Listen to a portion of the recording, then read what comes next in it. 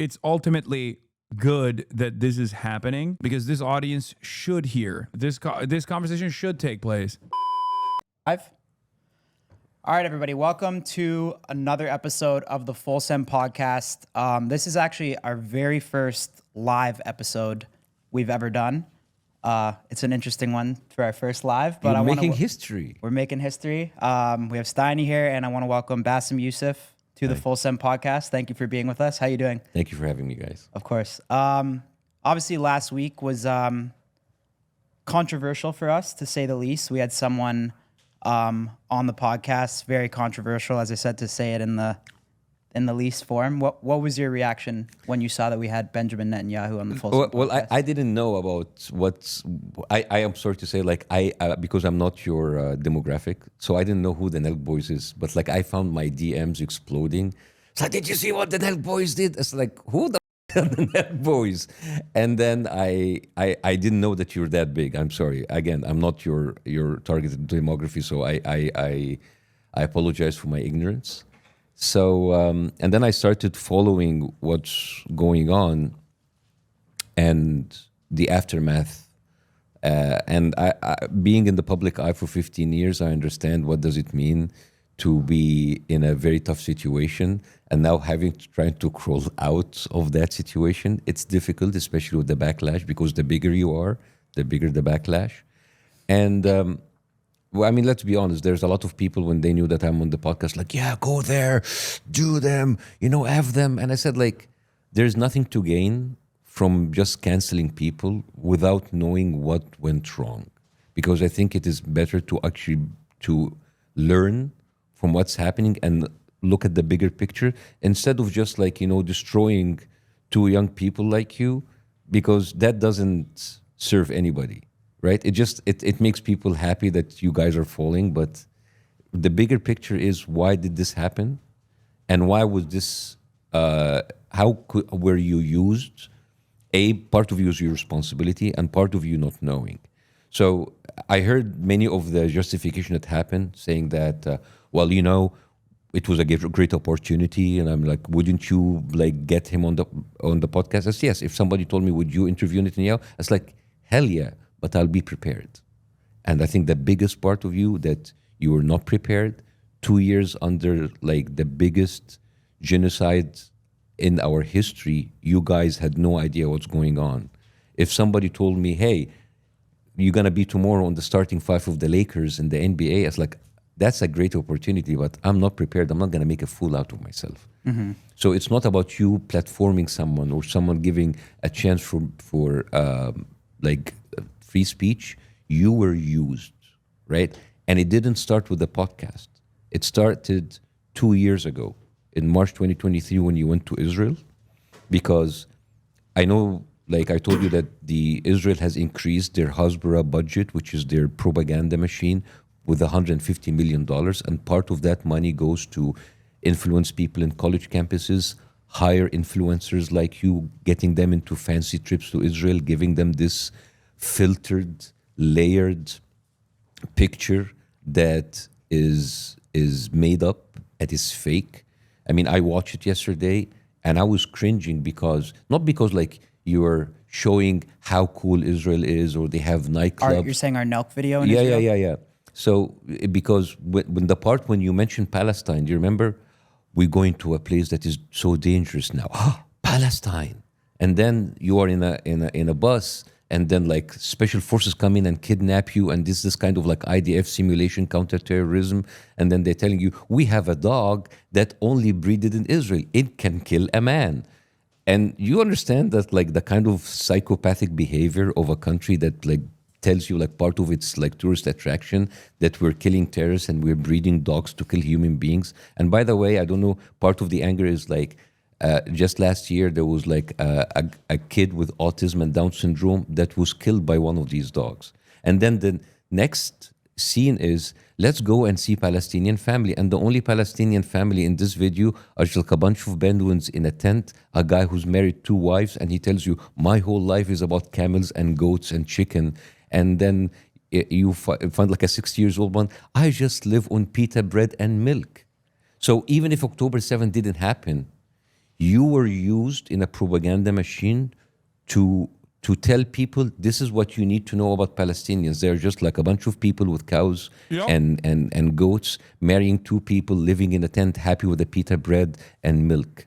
So you were recruited in March 2023 and you were activated in July 2025, right?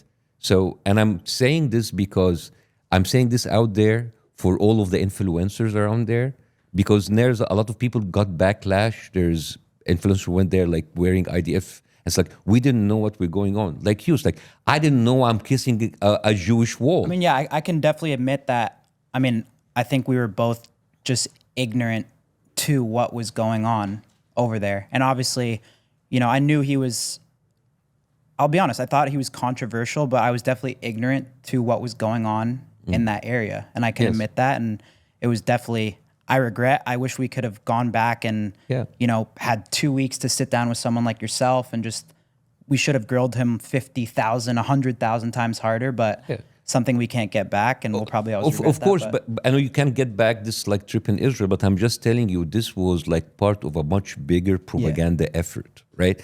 And a country that spends $150 million on its image, they are covering something.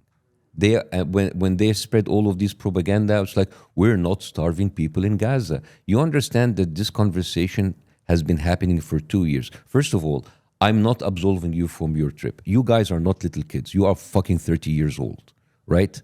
People in your age have families and they have a career, and you need to stop. I'm just saying this because you're my little brothers, but you're not little, right? You need to stop infantilizing yourself. It's like, we're just stupid people doing stupid stuff. You're 30 years old and you need to be aware of what's happening in the world, and that your reach and your platforms mean something and it affects people. And I think the biggest reason why people were so upset for you, not because you brought someone and you didn't contest him, that it is the talking point that he used is the same talking points that have been used for 2 years to kill thousands of people, right? So, I mean, and part of the reason why people were so angry is that, forget even if you don't know anything about the conflict, there was like a total lack of critical thinking. I mean, you guys asked him the one good question when you told them in October 7th, how could this be allowed to happen? Everybody knowing that Mossad is like a crazy, intelligent thing that infiltrates people and put bombs in pages. How did you not see that coming? But also, a critical thinking is, how come an attack was allowed for 6 hours in the most heavily surveilled part in the world? You understand, like in 2019, they killed like hundreds of people just because they approached the wall between Gaza and Israel. You understand? They killed. You have like copters, like drones. You have snipers.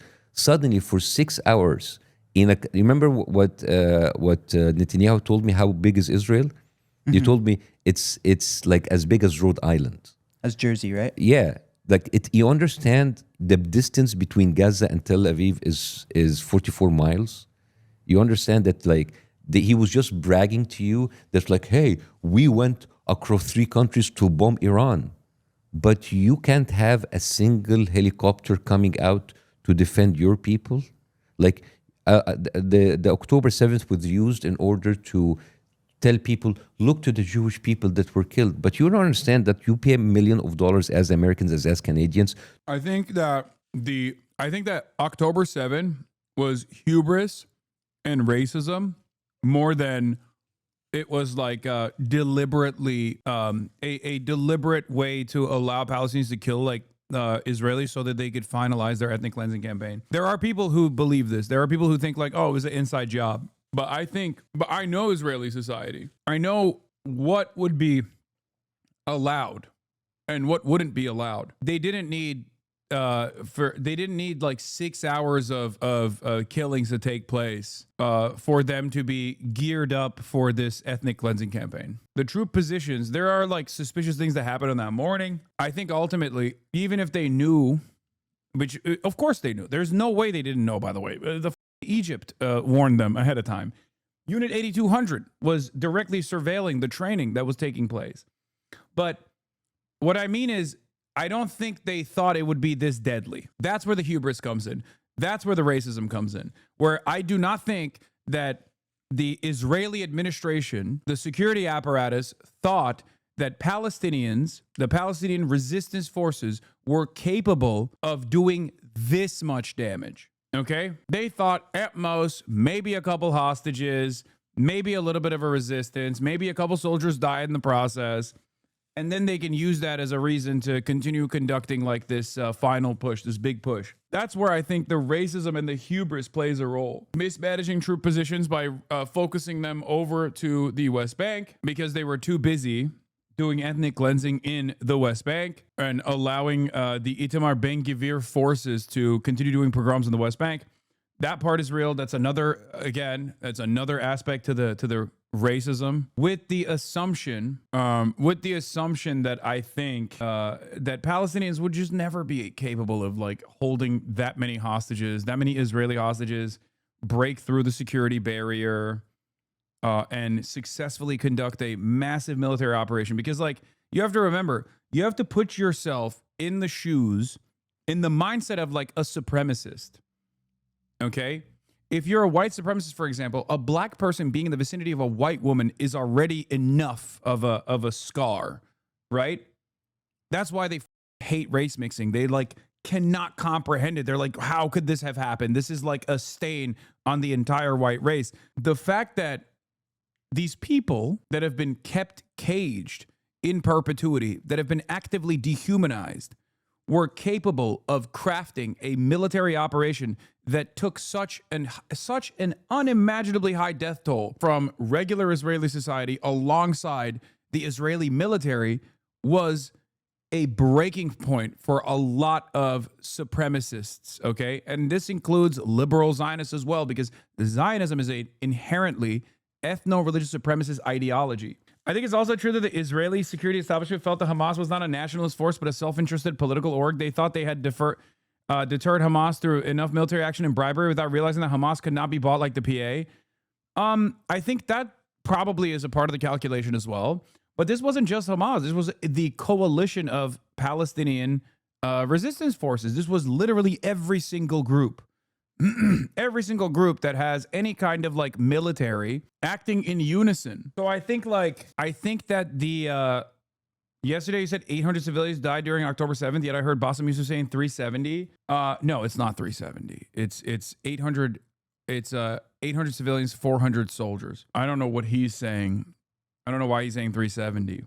But it's 1,200 total. Now, of course, in the civilian death toll, we do not know how much of the civilian death toll is how much of the civilian death toll was born out of Israel's Hannibal directive. Like how much of that was the helicopter shooting at the cars escaping the Nova Festival, and how much of that was the shelling from the tanks at the kibbutzim? We do not know. But he might be counting IDF veterans as like soldiers too, which they're not. They're not. It doesn't matter. No. That's what Israel. That's bullshit. That's what Israel does for Palestinians. They say, oh, you're affiliated with Hamas, the political party. Like, no. Just because someone is an IDF veteran doesn't mean that they were an enemy combatant, chatters. There's a reason. There's a legal designation between a civilian, okay? The proper term, veterans are not active combatants, okay? They're not. I am talking specifically about the legality, okay?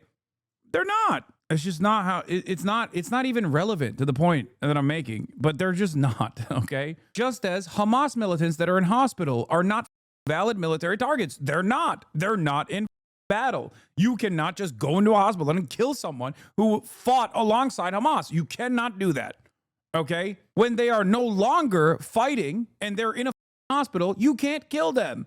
That's technically the rules. Not that Israel listens to those rules. So it's not even that you're like no longer active duty, that you're a veteran.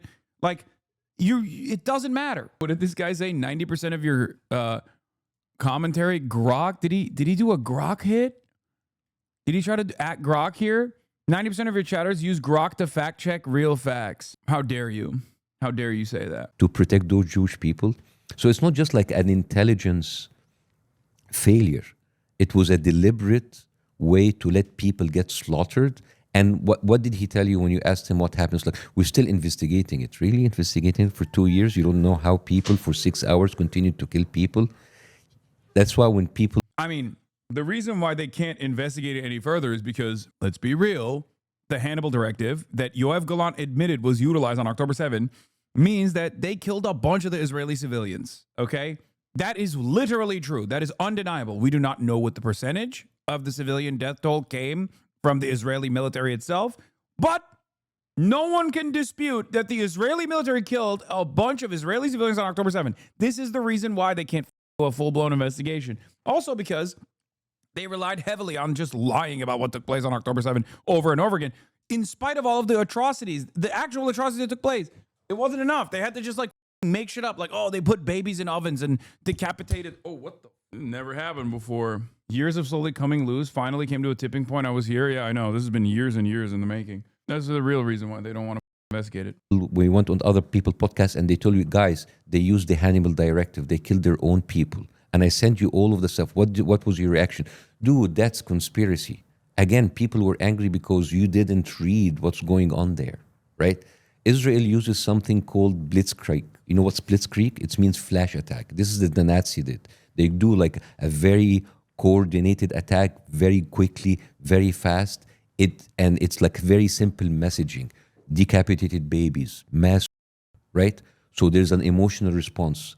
People get so angry, and then after a couple of days, everybody goes back to their Netflix, to their UFC fight, to the NBA, and the people who stay, it's like, wait a minute, that is fucked up.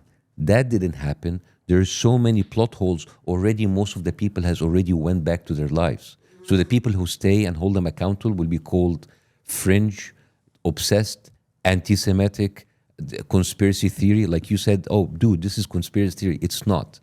And this is why I have like sent you all of the videos so you can be educated. When you were on a podcast and they were telling you, dude, they spit on Christians in Israel. It's like, I was in Israel, nobody spit on me. Yes, of course, because you were in a curated propaganda. Also, you're Jewish. I mean, Kyle isn't, but that's the one thing. Like, you can get away with a lot as a Jewish person in Israel. Like, you have to literally be like Norm Finkelstein to not be allowed into the state. Okay? Now, maybe post-October 7 things might have changed a little bit in terms of like anti-Zionist Jews and like how much they're allowed into the state, but like it's a supremacist state, okay? And because it's a supremacist state, because Zionism is an ethno-religious supremacist attitude, yeah, when you're Jewish, even if you're like Israel can suck.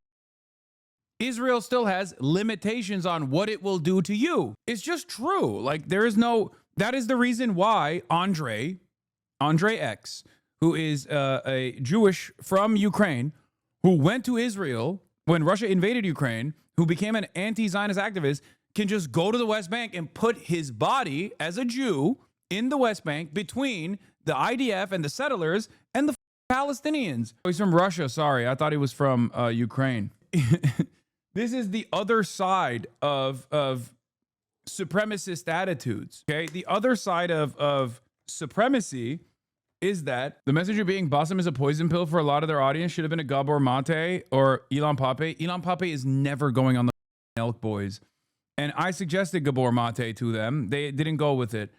And many people, there was no shot that they were getting a Palestinian, okay?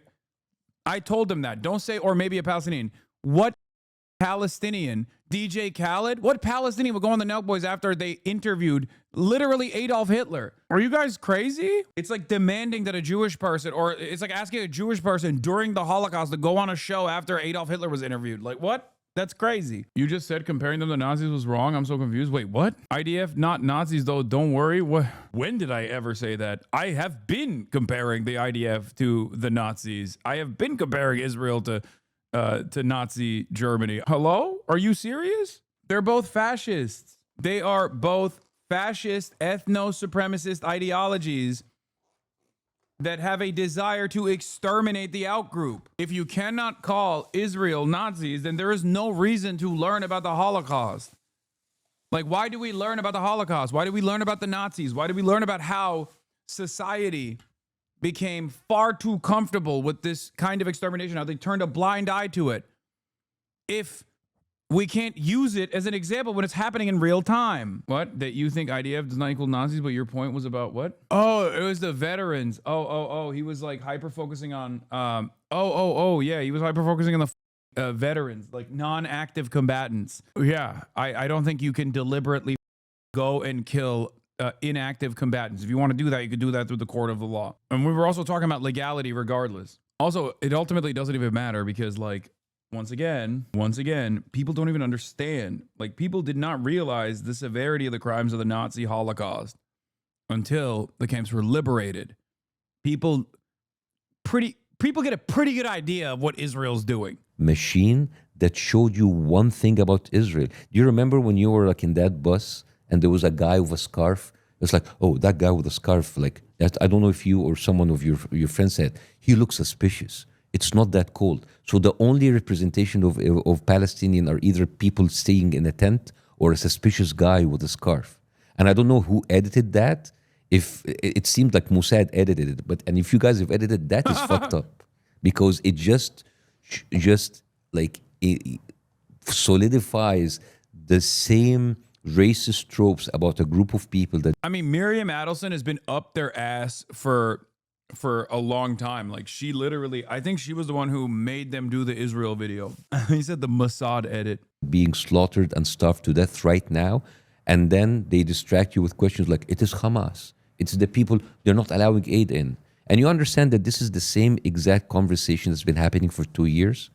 They bomb hospitals. It's not us. Yeah. It's Hamas. Oh, it's us. But there were Hamas underneath it. It's maybe a mistake. Then after bombing hospital, they bomb schools. And then they bomb entire residential areas. Then they kill women and children. And now, 2 years later, we're discussing the same question, but like, are we starving them or is it? Why are you assuming it was her? No, I know. I forget who told me, but I think she might even literally show up in the video at some point. I also think that she played a role in this BB interview too. Miriam Adelson, Sheldon Adelson's wife, not made them. I mean, like, facilitated it. Also, she's insanely powerful and also singularly invested in doing Hasbara and also Dallas Mavericks. So Hamas starving them. You see the cycle of deceit, the cycle of lies, the cycle of propaganda. So that's why I'm not coming here to say like, oh, they are starving, because I'm not going to go after each and every single lie that he said because it's exhausting.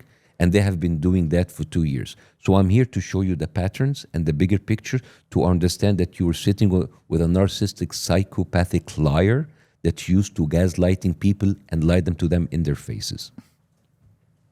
Yeah, I want to say too, yeah, we obviously, one thing that hurt me the most when we had him on was just, I have a lot of personal, friendships and stuff from people of all religions. And a lot of people were obviously just upset, and they're messaging me personally, like friends, and saying, why did you have him on and stuff? So when I told them that— He means UFC fighters. He means Habib.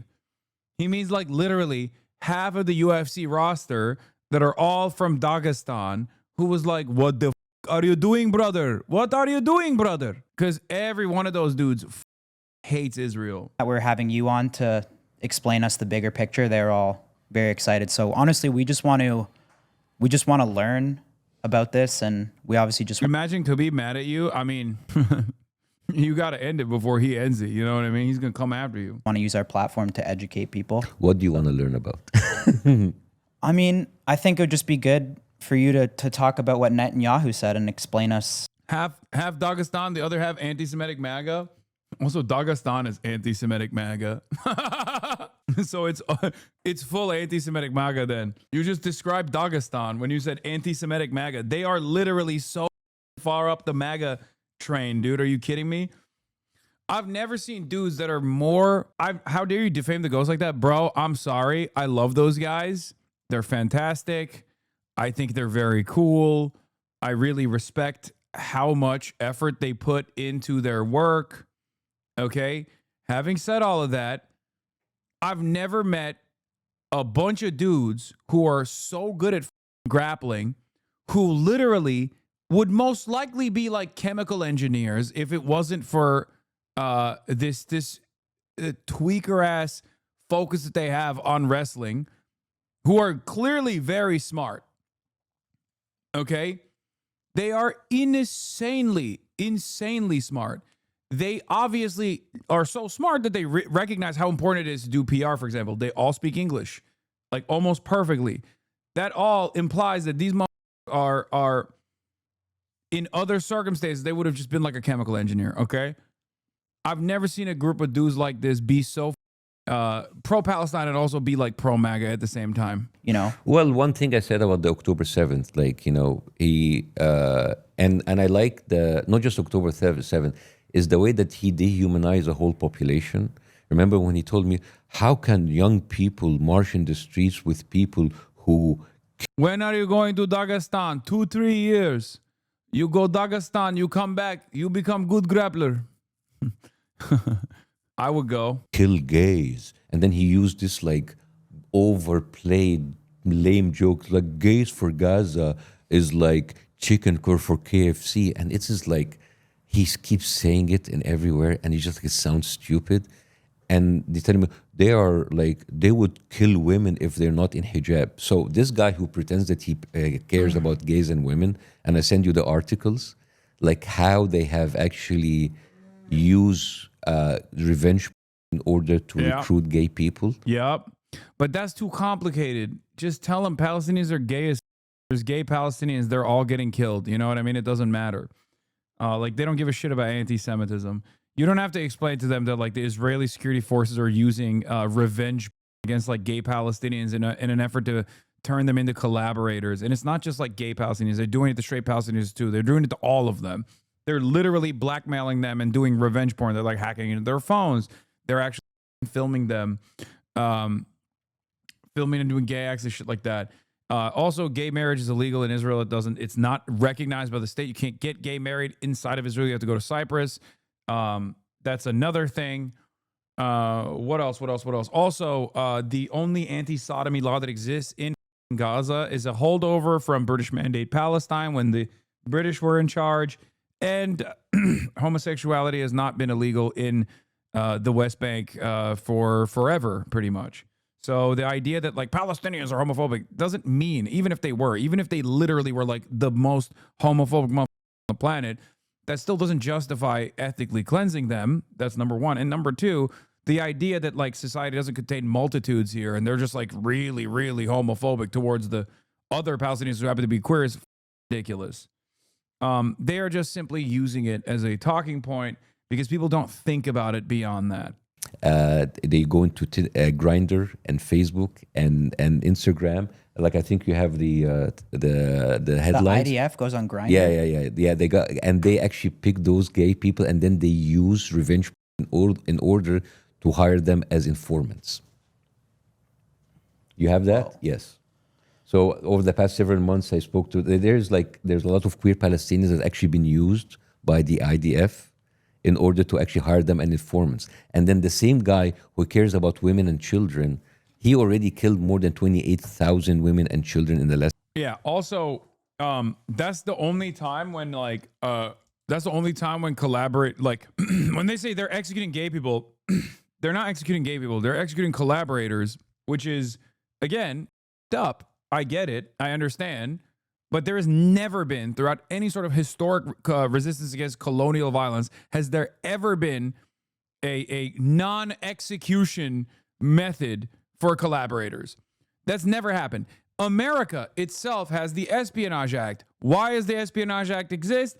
It's because it was implemented during times of war. Even the United States of America executes collaborators. It's that simple. So it's not like, this is not me saying like this is cool and great. I'm not saying that at all. But the point is there's never been a historic, there's never been any kind of form of government that has not executed collaborators, okay? The ANC used to literally do the practice of necklacing, as we talked about already, where they would fill a tire with gasoline and then place it around the necks of collaborators and then light it on fire. Ukraine executes collaborators all the time.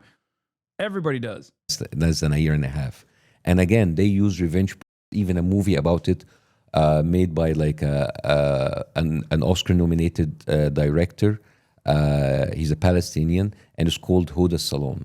And they Yeah, Hamas executed a Hamas commander who was gay. He wasn't executed for being gay, though. Him being gay was not a secret. He was executed for stealing government funds. That's unjustifiable also, but they also don't murder people for being gay. Yeah. No, Israel, what is a collaborator? What do they do? What do you mean? Like, look at Yasser Abu Shabab. He is a collaborator. He is of Palestinian descent. He is a Palestinian that works with the Israeli forces. He gets other Palestinians to also work with the Israeli forces. He's a traitor. What do you mean? What is a collaborator? Do we just not know what words mean now? Dude, Google it. Like, a person that works with Israel to kill Palestinians. talk about like how for very many years they have spiked women's drinks in beauty salons in order to shoot them and film them in compromised position and then use them or use their husbands. Yeah, they say Sinwar tortured gay Gazans. They mean Mahmoud Ishtiwi, a Salafi Wahhabi dog who worked for Israel. Sinwar did indeed had him killed for good reason. No, like, oh, dude, you need to stop, okay? You are so consistently like, dude, I'm American, okay? I'm in the United States of America. I'm talking to Americans, okay? You need to stop. I don't want to ban you, but god damn, dude, you are so crazy, dude. Just actually, you know what? I am going to ban you. Jesus Christ, dude. Jesus Christ, dude. This chatter is so consistently such an annoying burden in the chat. Just a betrayer of any sort of cause. Read the room, man. Read the room. Read the room. Now, I know for a fact you're going to become an enemy. You are going to become an enemy of mine in perpetuity. I know. You have the exact same resilience and attitude that that a lot of my former chatters have. I know for a fact. I cannot wait for you to be like an ACP guy later down the line. Villain arc unlocked. Hasan is a collaborator. He's a Zionist. He loves Israel. He loves America because he wouldn't let me run my mouth in his chat. Okay? I know. Let this be an opportunity for you to recognize who you are talking to. Okay? And informants. So you understand the level of pathology and the level of narcissistic behavior, the level of evil these people are doing. And then they have the audacity to come and talk about gay people and talk about women. This is crazy, man. You understand? And when I went and I sent you that stuff in order to look and verify. And this is why the reason we're doing this in live, because I invite anybody to fact check everything that I say as we go on. So you're saying they're recruiting gay people from Palestine and using them as informants and that's happening a lot blackmailing in the West Bank, yes. Well,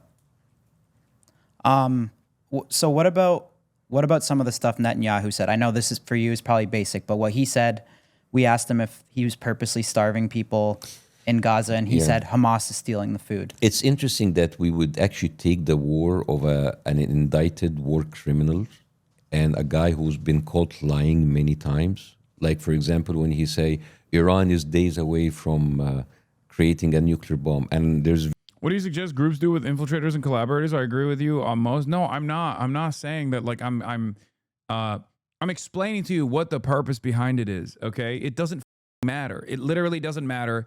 Everyone has done it. Every single resistance movement has done this.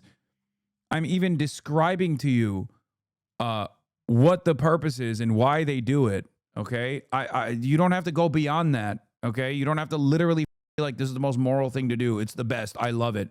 videos of the internet of him saying many times, oh, Iran is like 5 months away, 3 months away. And you understand, when you asked him about like Iraq, oh, he said, like, that's unfortunate. And yet he has a video saying Iraq is month away of creating weapons of mass destruction. I've and seen you remember, that video. I've seen the video of him talking about Iran. yeah, so you since the see 90s. you see a guy that, like, if you have a friend, Steiny, and if you have a friend that consistently lies to you and you caught up lying, when would it be enough to say, okay, that guy, I'm not going to take anything he says? Now, the thing about like him saying we're not starving, it's Hamas. There's also some of the articles that I send you. There is like multiple articles of Israel killing aid workers, UN workers, saying that they are Hamas. You know, they have killed over like I don't know the number, 100, 200 people of aid workers. They are like lining people in aid lines, and then they are killing them. When they tell you, So people that are not even involved in the conflict, they're aid workers. I think the number is like they killed over 180 doctors, or it's just it's the numbers is like so big now you can't even like catch up with the numbers. And I was in London. They were playing the world premiere of a documentary called Doctors Under Attack. And it shows you, it's a documentary done by the BBC, by the way. It shows you how, it's good there. Yeah. There's over 400 Palestinians. So, and of course, it's very easy to say, oh, the United Nations is anti-Semitic. Everybody is anti-Semitic. Everybody is lying. And the only one who's not lying is Netanyahu, right? So those people that... So like this one, for example, is this like a bombing, or is this just like they're coming and like gunning them down? They're gunning them down. They're using drones and killing them. There's even like a whistleblower that came a couple of days ago who was working with the aid groups, and he said like, there's like a little kid who came and kissed our hands because we gave him food, and as he was walking away, the IDF shot him in the head. It's crazy, man. And this was like almost a month ago, not only Yeah. So 400 people, those are civilians. Yeah, but that's that number gets updated by the minute right now. It's you can just like you can go through the headlines if you want, but the reason I'm like showing you this is that honestly kind of impressed with these kids. They got really humbled and are trying to learn. That's difficult to do, brother. They're doing it because their entire audience yelled at them. Okay, if their audience was like sick, I can't wait. They're kids, by the way. They're 30. All right, come on. It's ultimately good that this is happening. It's ultimately good that this conversation is taking place, because this audience should hear this conversation this conversation should take place. And people are just on Steiny because apparently he didn't say anything throughout the entire process. I noticed he hasn't said anything in the 18 minutes. So Israel is the only one who has the absolute control of getting aid in and out. And I know that you've seen on the internet, they're showing their soldiers. Here's the aid sitting here. The UN is not taking them. Dude. No, I haven't talked to them. I haven't talked to Kyle at all. I don't know Kyle. I know Steiny, but I've texted him a bunch of people that would potentially be interviewed, people that I myself have interviewed as well. They didn't go with those suggestions. They went with Bassem Youssef, which is fine. I mean, he's great. Like he's a media person, right? So he is good at communicating. They are killing UN workers and calling them Hamas. If you start calling everybody Hamas, the doctors are Hamas, the kids are Hamas, the UN order Hamas, there is no way for people to go in and do anything. You see, you know how desperate people are? People are riding on boats and trying to get aid in these flotillas. And one of them is like a comedian that you worked with. His name is Jacob Berger. He's Jewish, by the way, from New York. And he was arrested by the IDF. And one of them, he's the only... saw that. And the only black dude on that flotilla, he was beaten and tortured, and he's American. Chris Smalls. Right? So you understand Friend the of the level of show. psychopathy that you're dealing with. It's not about like our word against their word anymore, because they have all of these people activated like you. They try to recruit you, whether influencers or people in the media, telling it's not starving. It's not happy. It's not our fault. You remember I told you before. It's the same argument they used before. They bombed every single hospital in Gaza. It's not us, it's Hamas. They bombed every single school in Gaza. It's not us in Hamas. They killed 60,000 people. It's Hamas' fault. You see the pattern? You see the pattern? Mm-hmm. You know that the most viral video I did with Piers Morgan is when I said like Israel is a narcissistic psychopath, like a boyfriend who f***s you over and makes you think their fault. You know why this like resonated with so many people? It's just because people know this is the narcissistic psychopathic behavior, right? So they are like a bunch of liars, a bunch of killers, a bunch of murderers, and it's easy for them to just like get out of it and say like it is Hamas. So what is like the ideal situation in that area? The ideal situation that Israel should not be coming in and occupying a country that's not theirs. And I know that you went there and you were raised all your life saying that this is our country, our place. You understand that Israel started by refugees from Europe, people who escaped the Nazis. This was a European problem. Most of those people were in Ukraine and Russia and Poland and Germany. And then they went through incredible hardship. Why would they come to the Middle East and take a land that belonged to other people? That is the core of the problem. The core of the problem is not just starvation or the daily killing. It is people coming in and trying to take a land from other people. And of course, you grew up as a Jewish person telling you, this was an empty land and we just came in. There was no one there. There were already 2 million Arabs living there before Israel have even been conceived. And in one night, 700,000 people were displaced overnight. On 15th of May 1948, when they declared the state of Israel. You understand the amount, your grandparents are like Holocaust survivors. They wouldn't like another Holocaust to be happening in their name. Wow. And they wouldn't, if you have a problem. It varies. Many people don't like it, but some people certainly do like it. I'm just saying, I don't know about Steiny's grandparents, but With Germany, go fucking take a piece of land from Germany, man. You understand like where my people are coming from? Like we were just sitting here and you have like a problem in Europe and then you were pushed on us and say like, this is our land now, get the fuck out.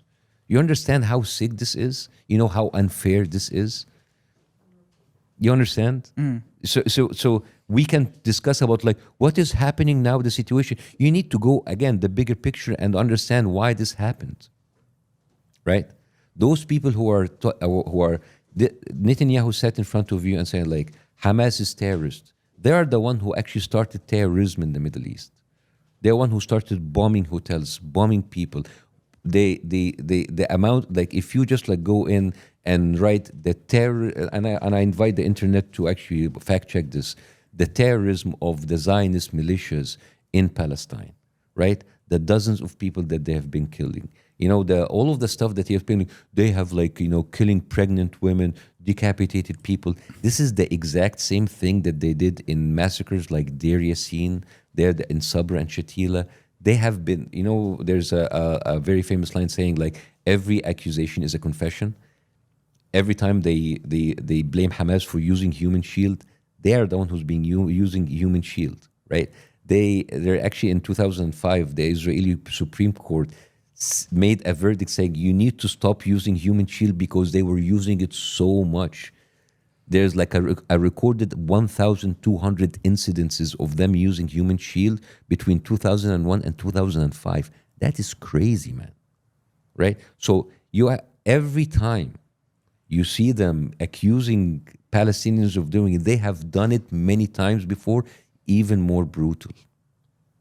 Yeah, one thing I see on the internet now too is a lot of Americans are questioning like, is Israel our closest ally? Why are they our closest ally? Why are we sending so much money to Israel? I see it. I mean, even Trump now recently, I think it was yesterday or 2 days ago, it seems like he's not even agreeing with Netanyahu now. I saw Canada just recognize Palestine as a state. Yeah, it's all bullshit. Yeah, but at the same time, Trump said like, well, I think like Canada couldn't be our partner anymore, which is crazy. You are basically sacrificing Canada, which is actually your closest ally because of Israel. Well, what I was going to ask is why does America consider Israel its closest ally? No, America doesn't consider Israel the closest ally. Why, it's the American politicians. Right. So why are the American politicians so loyal to Israel? Well, follow the money, right? 80% of Congress are openly financed by AIPAC, which is the Israeli lobby. So when you finance 80% of your Congress, your representative, suddenly a foreign country is more important than your own country, right? I think you were asked many times, Steiny, are you American first or are you Israel first? And you said, no, I'm American first. You wouldn't like to have your tax money going to a country and using that to kill children while your fellow Americans in places like Texas and North Carolina suffering from floods and not getting the aid they get. I think there is being real anti-Semitic here, bro. Those are funds that Israel could be using to kill Palestinian children. I'm just saying, it is so distorted. It is so distorted that like the counter to a war criminal, like ICC arrest warrant applicant war criminal that is conducting a live streamed Holocaust is an Egyptian comedian, an Egyptian American comedian. It kind of shows you that there is no balance in this conversation. Because, like, I was thinking about that, and it's like, even if he were to have like Abu Ubaidah on, there is no equivalence morally between Abu Ubaidah and Benjamin Netanyahu. There's not even a moral equivalence between.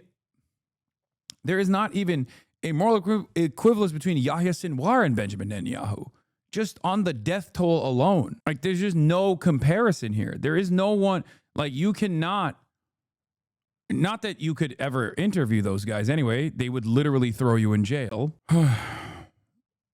But it's just like, that should show you the asymmetry. The graph with the $17 billion, only, by the way, so far since the beginning of the conflict, not the conflict, the slaughter, since October 2023, America sent Israel more than $30 billion, $17.9 billion in 2024 Also, Abu Ubaidah is not dead. Yahya Sinwar was killed. alone. $17 billion.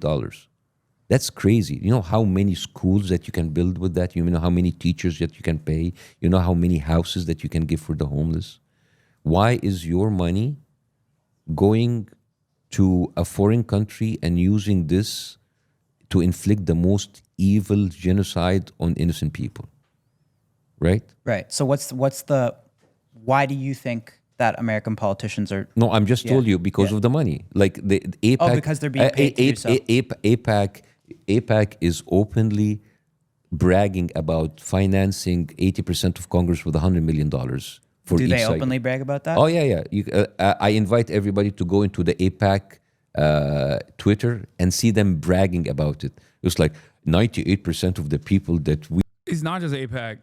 There are a lot of, there's so much pro-Israel institutional control because of Israel's alignment and its role that it plays in American foreign policy in this region. There is no equivalent to what Israel's been able to do because there's no other country that we have utilized in the same way, right? It's not just AIPAC. AIPAC is simply one part of this puzzle. Kufi, Christians United for Israel, is another part of the puzzle. But even beyond that, the financial ties directly to Israel by Americans who aren't Jewish, by the way, Jewish Americans as well, but Christian Americans as well. The institutional ties that these institutes of higher learning, for example, have to Israel. Like, it's not, it is a behemoth. It is a massively consequential influence peddling operation alongside financial ties, alongside Israel's role in America's foreign policy goals. There is no other country that gets this treatment. It just isn't. And the only reason why Israel has been able to create this dedicated network of influence peddling is because of it's because of Israel's role in American foreign policy. No other country has ever even been able to come near this level of influence as well. So it's you got the Mearsheimer opinion, and then you got the Chomsky opinion. Chomsky believes it's entirely because of Israel's strategic location, Israel's strategic role in American influence in the region, right, as a destabilizing factor. And then you got the Mearsheimer who says it's the lobby, it's the AIPAC lobby, it's all of the different facets of said lobby, but it's both. I think it's both. One does not exist without the other. Israel being an incredibly important asset to American imperialism in the region only goes so far without a network of influence peddling through lobbying, through advocacy groups, through constantly silencing dissent under the auspices of attacking people as like anti-Semites, a censorship operation, being able to literally craft the only piece of legislation that directly goes against the First Amendment in 37 states as a foreign lobby. Can you imagine being like having anti-BDS laws for like Estonia? Like it doesn't exist. This is so stupid. Politicians being demanded to take like loyalty pledges to Hungary. Like you have to. What do you mean? What? The equivalent is right there with Turkey. Turkey is in the region. Turkey is a NATO country. Turkey is the second largest standing military. Could you imagine if there were people like myself running around being like, do you recognize the Armenian genocide? Oh, you do. Why are you being anti-Turkish? Why are you being so anti-Turkish? Do you recognize the Armenian genocide? Why you not love Turkey? I guess you want the Kurds and the Armenians to kill every Turk. You know? That would be ridiculous. That would be ridiculous, having every politician literally constantly posting about how much they love Turkey. That unironically is E's new line of attack. What, Ethan's? I can't even go back to Turkey. What is this dipshit talking about?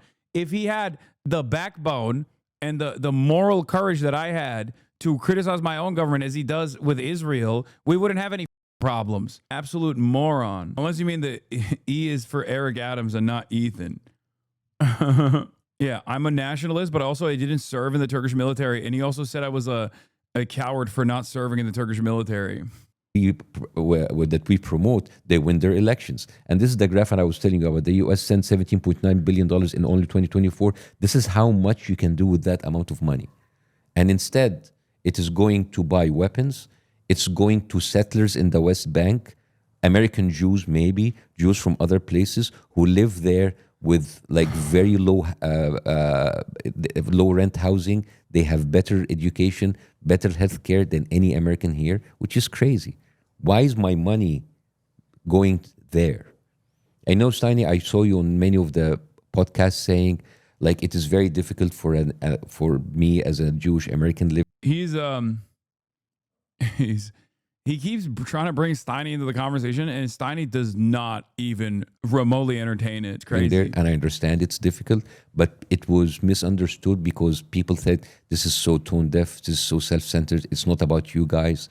But I kind of understood it I wanted to give you the benefit of the doubt that maybe it is difficult because there's a whole genocidal state right now using your identity and using your religion in order to commit unspeakable crimes, right?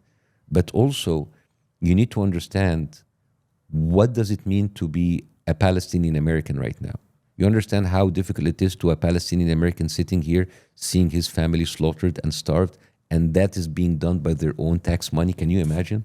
Can you imagine like you sending money to your family to, for example, build a bakery, and then you see that bakery destroyed on phone, and then TurboTax takes your money and finance the bomb that bakery. You understand the kind of mind that those people are living in? Yes, anti-Semitism is a real thing, but you understand that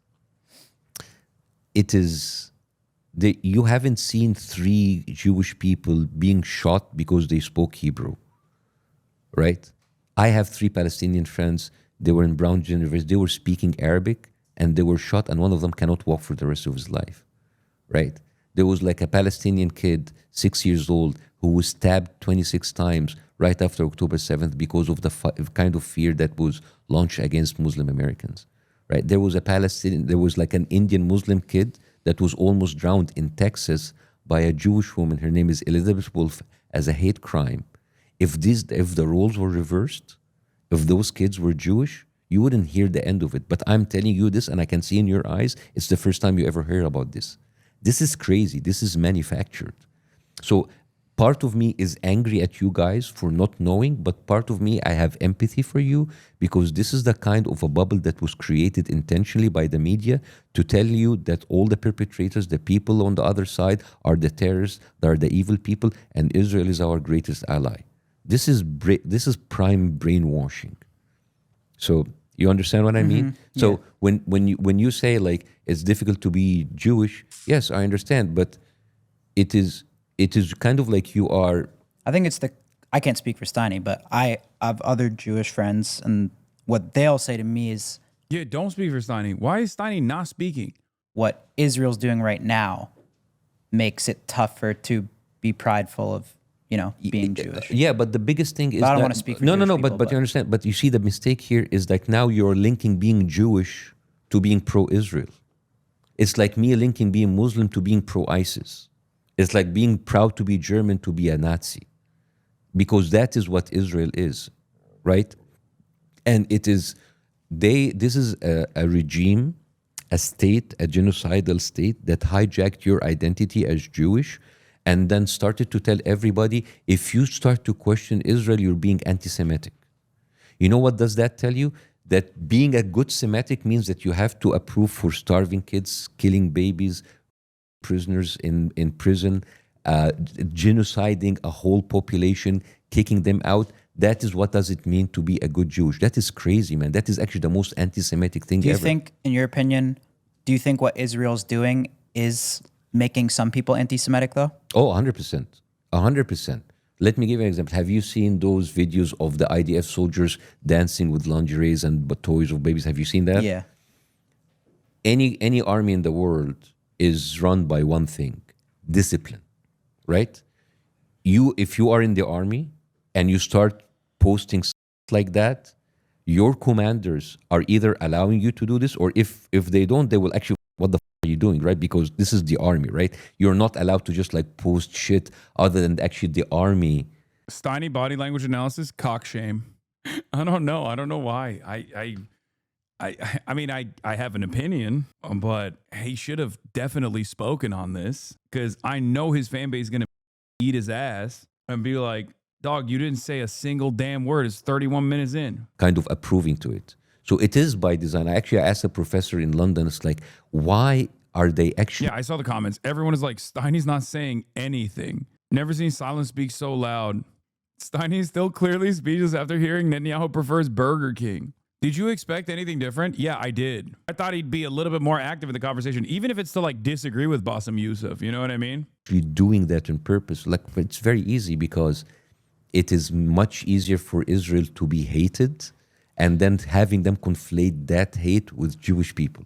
And when that happens, like, you see, anti-Semitism, give us more money to kill our enemies. You understand? Mm-hmm. It's a very, very sick psychology. And the people who are paying for this are Jewish people, right? Because now you are finding yourself inheriting everything that this regime is doing, right? And it is the whole idea about like being a Jewish person is being pro-Israel. It's crazy, right? You know, like a couple of days ago, Trump pushed Colombia to pay $21 million for support the Jewish people for the psychological trauma. And it's crazy, because we haven't heard of Jewish people being Here's one of those blind spots of yours you were talking about earlier. What's my blind spot? What's the blind spot? Go ahead, say it out loud, chatter. What's my blind spot? Is my blind spot that I'm not sufficiently pro-Palestine? I can't recognize when someone is pro-Israel. I literally said I thought he would have said something even to disagree, if you noticed. Also, my conversation with Steiny made it seem like he was far more receptive to the pro-Palestinian position than what that Benjamin Netanyahu interview looked like, and certainly this here. But I think he's doing the thing that I have said over and over again at this point, which is that you're a collaborator with a Democrat Party. Yes, I am. I'm a shepherd of the Democratic Party, but also simultaneously single-handedly tanked the election for Kamala. I know. What I've said already is that there's a lot of people who are pro-Israel who at least like recognize, they read the room well enough to just shut the and I guess he chose to do that this time. Expelled from Colombia. There are people who lost their immigration status for standing pro-Palestine, not pro-Israel.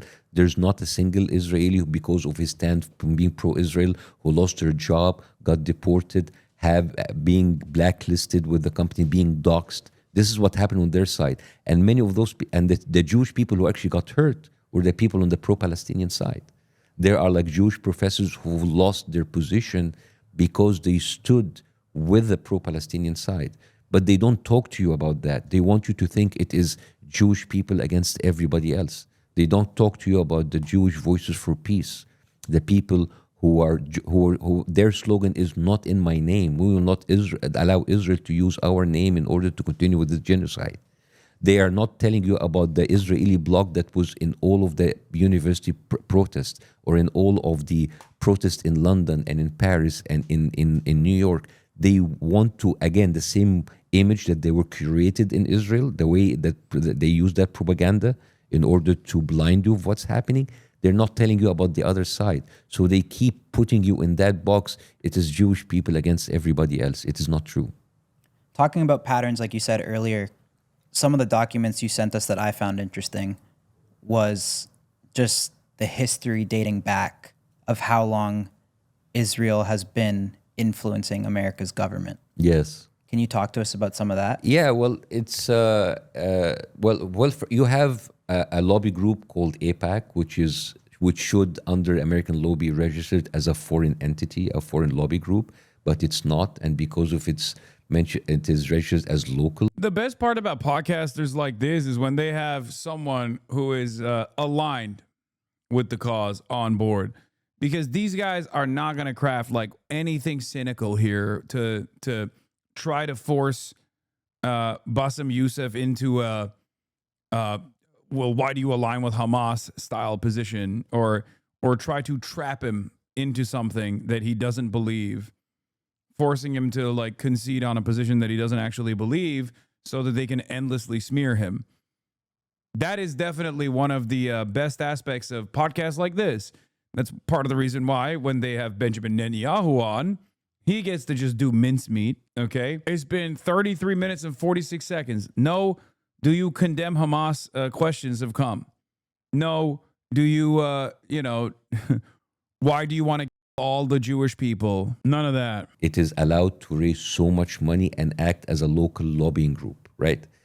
And because of that, they are allowed to openly pay all of these politicians in order to write bills and to pass laws to protect Israel more than they protect the United States, right? And people will say, this is conspiracy theory. Are you telling us that Israel is controlling America? It's not really a conspiracy theory, because if you think about it, a country is run by a government and government is run by people. And if you buy enough people, you control the government.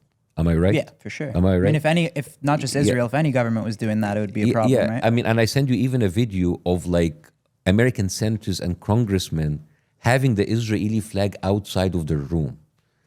They are tweeting, "I stand with Israel," while there are people suffering. No, the funniest was, what was it? The funniest was when Ireland was working through the process of potentially doing a BDS or something, and then every single American congressman in unison started talking about Irish trade policy. That was such a funny moment. Does anyone have that tweet of like all of the American Congress folk from both parties just talking about like Irish trade policy out of nowhere? Okay, it was hilarious, dude. They were all, it was not, no. It was hundreds of tweets that was the same tweet.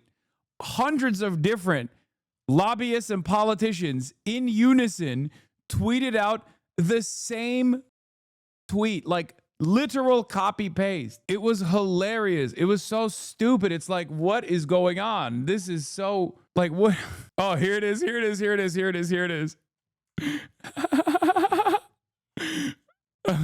Ireland's proposed BDS policy is deeply troubling and risks damaging trade with American companies. Israel's a key ally to the U.S. Ireland's proposal to boycott, divest, and sanction Israel is blatantly anti-Semitic and will hurt American companies too.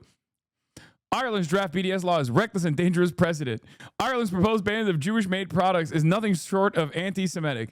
Lindsey Graham, I hope Ireland will reconsider their efforts economically to isolate Israel as they are... I don't know what the rest of this is. Ireland's proposal to ban products made in Judea and Samaria wrongfully targets Israel and hurts American businesses.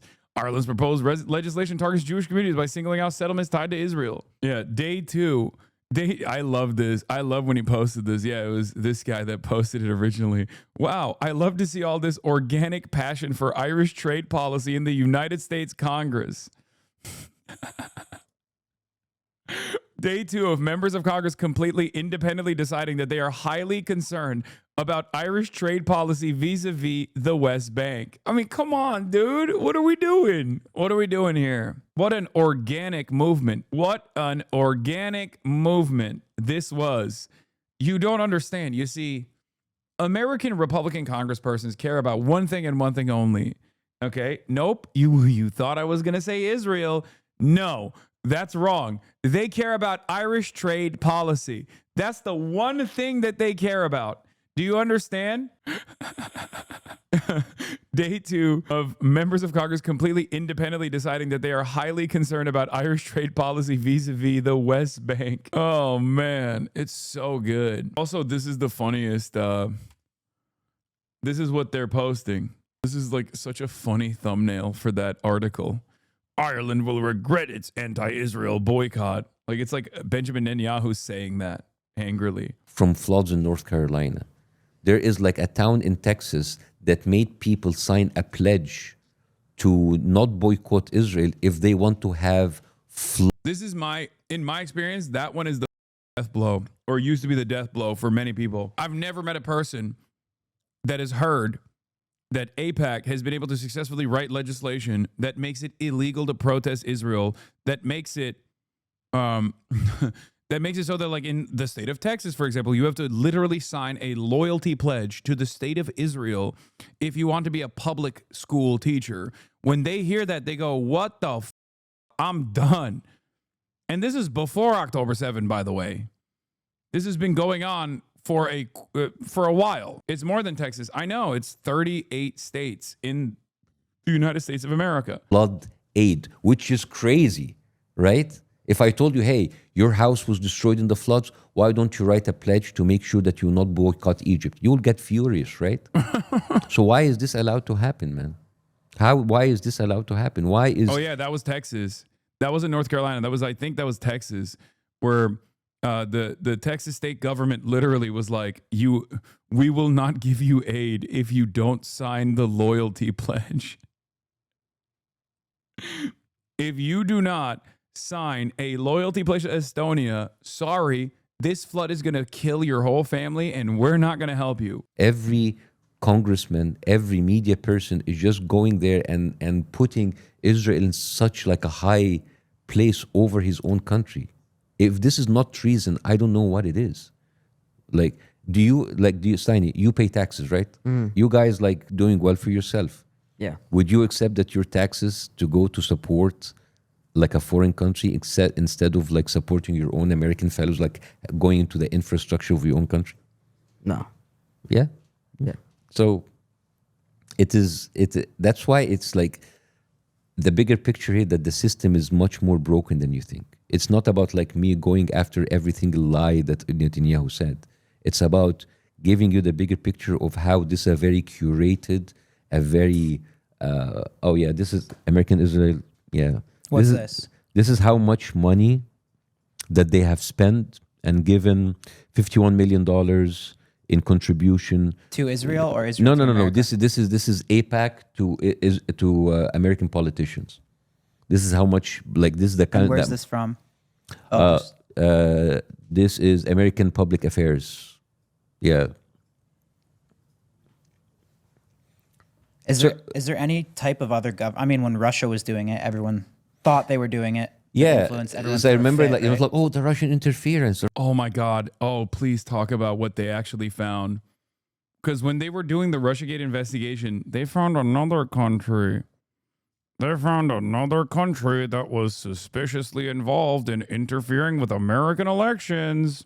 Which country was that? I can't remember. Which country was it? They just kept, turning over these rocks. Was it Estonia? No. It wasn't Estonia. That's good. Was it Brazil? No. Was it Turkey? No. Maybe with the case of Eric Adams, but no. Japan with anime? No. You're getting close. Burkina Faso, Ibrahim Traore. No. It wasn't Greece. You guys are saying a lot of countries. It wasn't China either. You're saying a lot of countries except for one country that I'm thinking of. Moldova? Nope. It wasn't Hamas. Think tiny nation. Surrounded by enemies. Tiny nation, surrounded by enemies. Also, third most commonly spoken language is Russian, by the way, in this country. Fun facts about this country that I'm explaining to you. Third most commonly used language is Russian. Has the highest density of Russian dual nationals, as a matter of fact, after American dual citizens.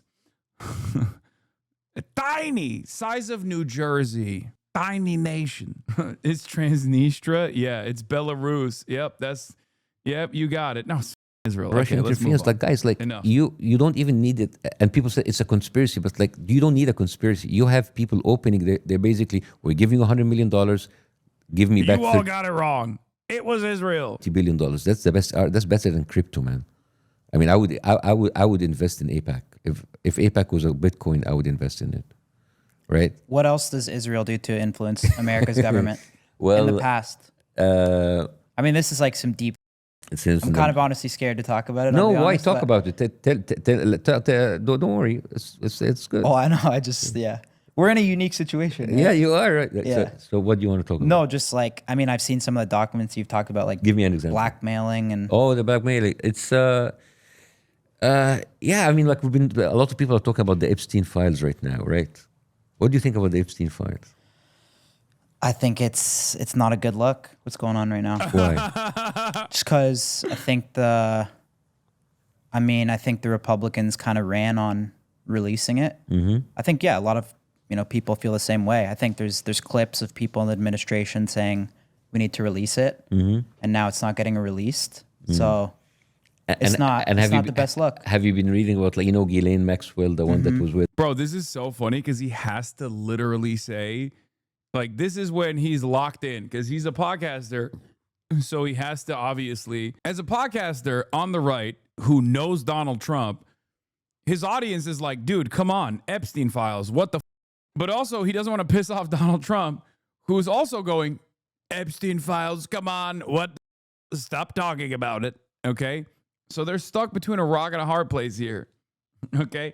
With Israel, they can just be like, yeah, f- Israel, yeah, you're right, actually, who cares? They're a foreign country.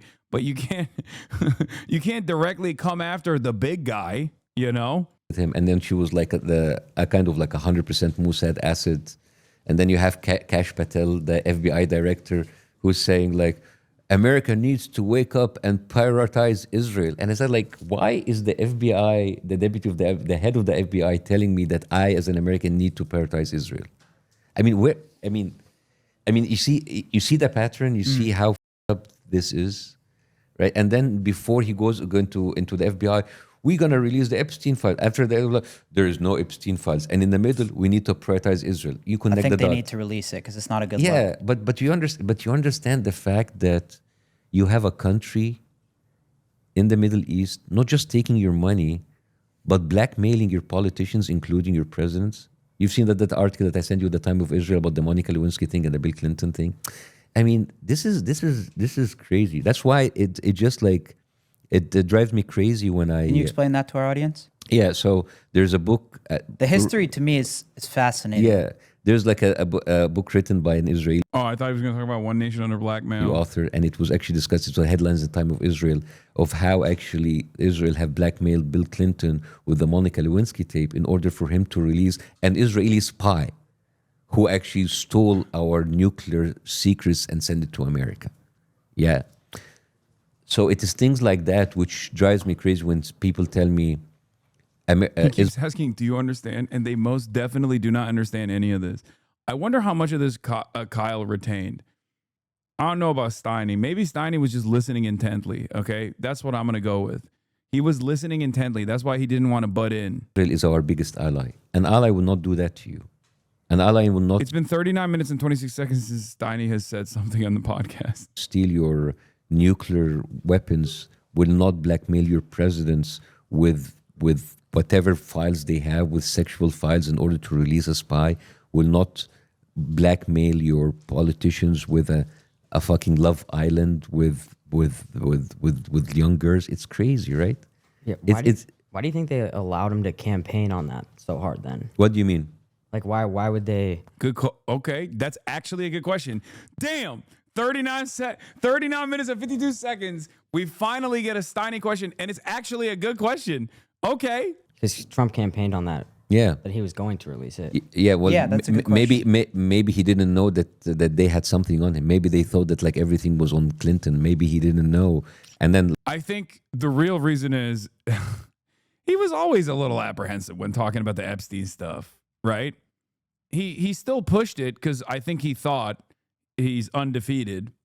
And so he didn't have an issue with like talking about releasing it and whatnot.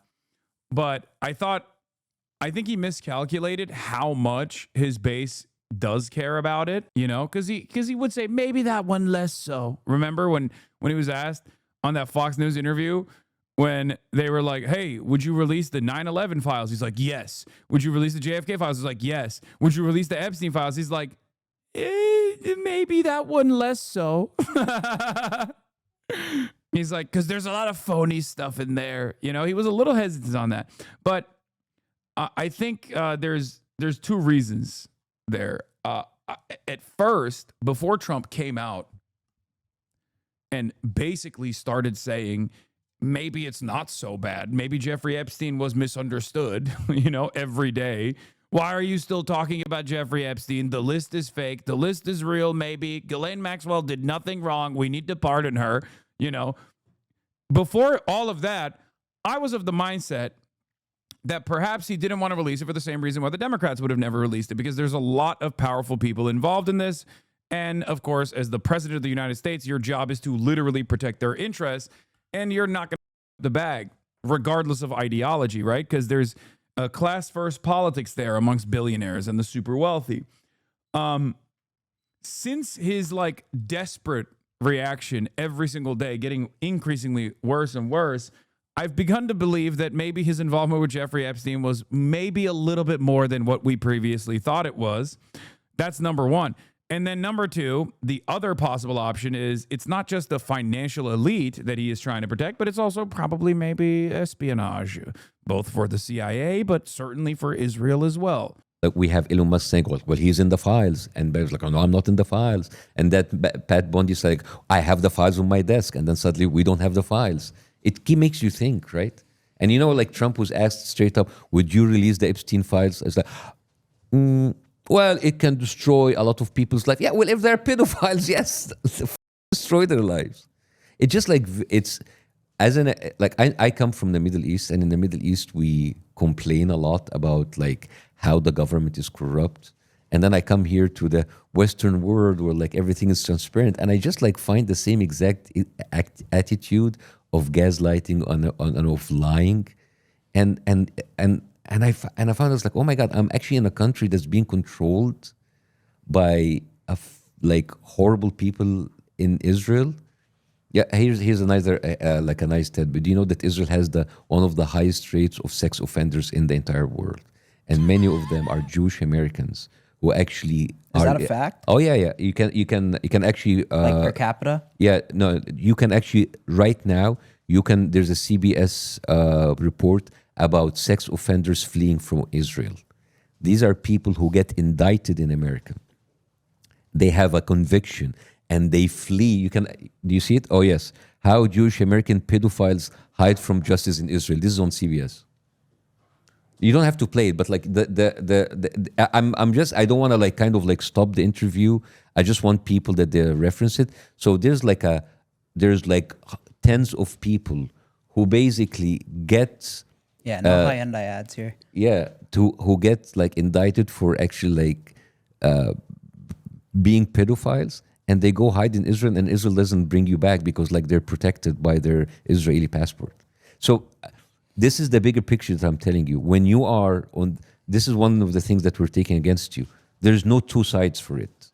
One side is a genocidal, pedophile enabling, blackmailing liars who are starving people to death, who are killing women and children, and that is the side, right? So that is why it's like it's being very icky right now to even give a platform for them to spread their lies. Right. Because this is the kind of lies that's... I'm not seeing anything on Google about Israeli files.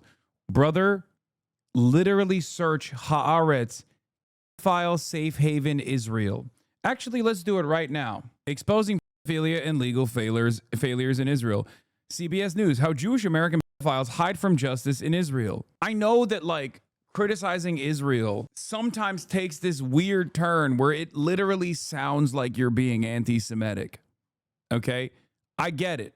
I totally understand. Okay, last part, and this is the final thing that you need to know. Leonardo DiCaprio to open hotel in Israel. It's over.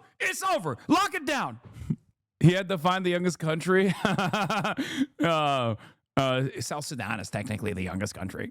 Okay, sorry. Yeah, y'all stole that. Y'all stole that joke from Twitter. I don't know how to describe it. Like, I get it. When you sometimes hear something that's like in practice in Israel, you go, what? Like, did you make that up? Like, oh, you're saying the Jewish state is doing this? And it's like sometimes it's good to just Google it and then maybe you find out that they are doing this, you know? But I do understand why most people, when they first hear about it, go, yeah, like, Israel is an insane right-wing fascist country. So when you describe Israel as an insane right-wing fascist country, which it is, when you describe the things that Israel does, it comes across as insane because you're like, there's no way. There is no way that is happening. What are you saying? And it's like, then you look into it and you're like, oh my God, it's not made up. What the been actually hurting and killing people over 2 years.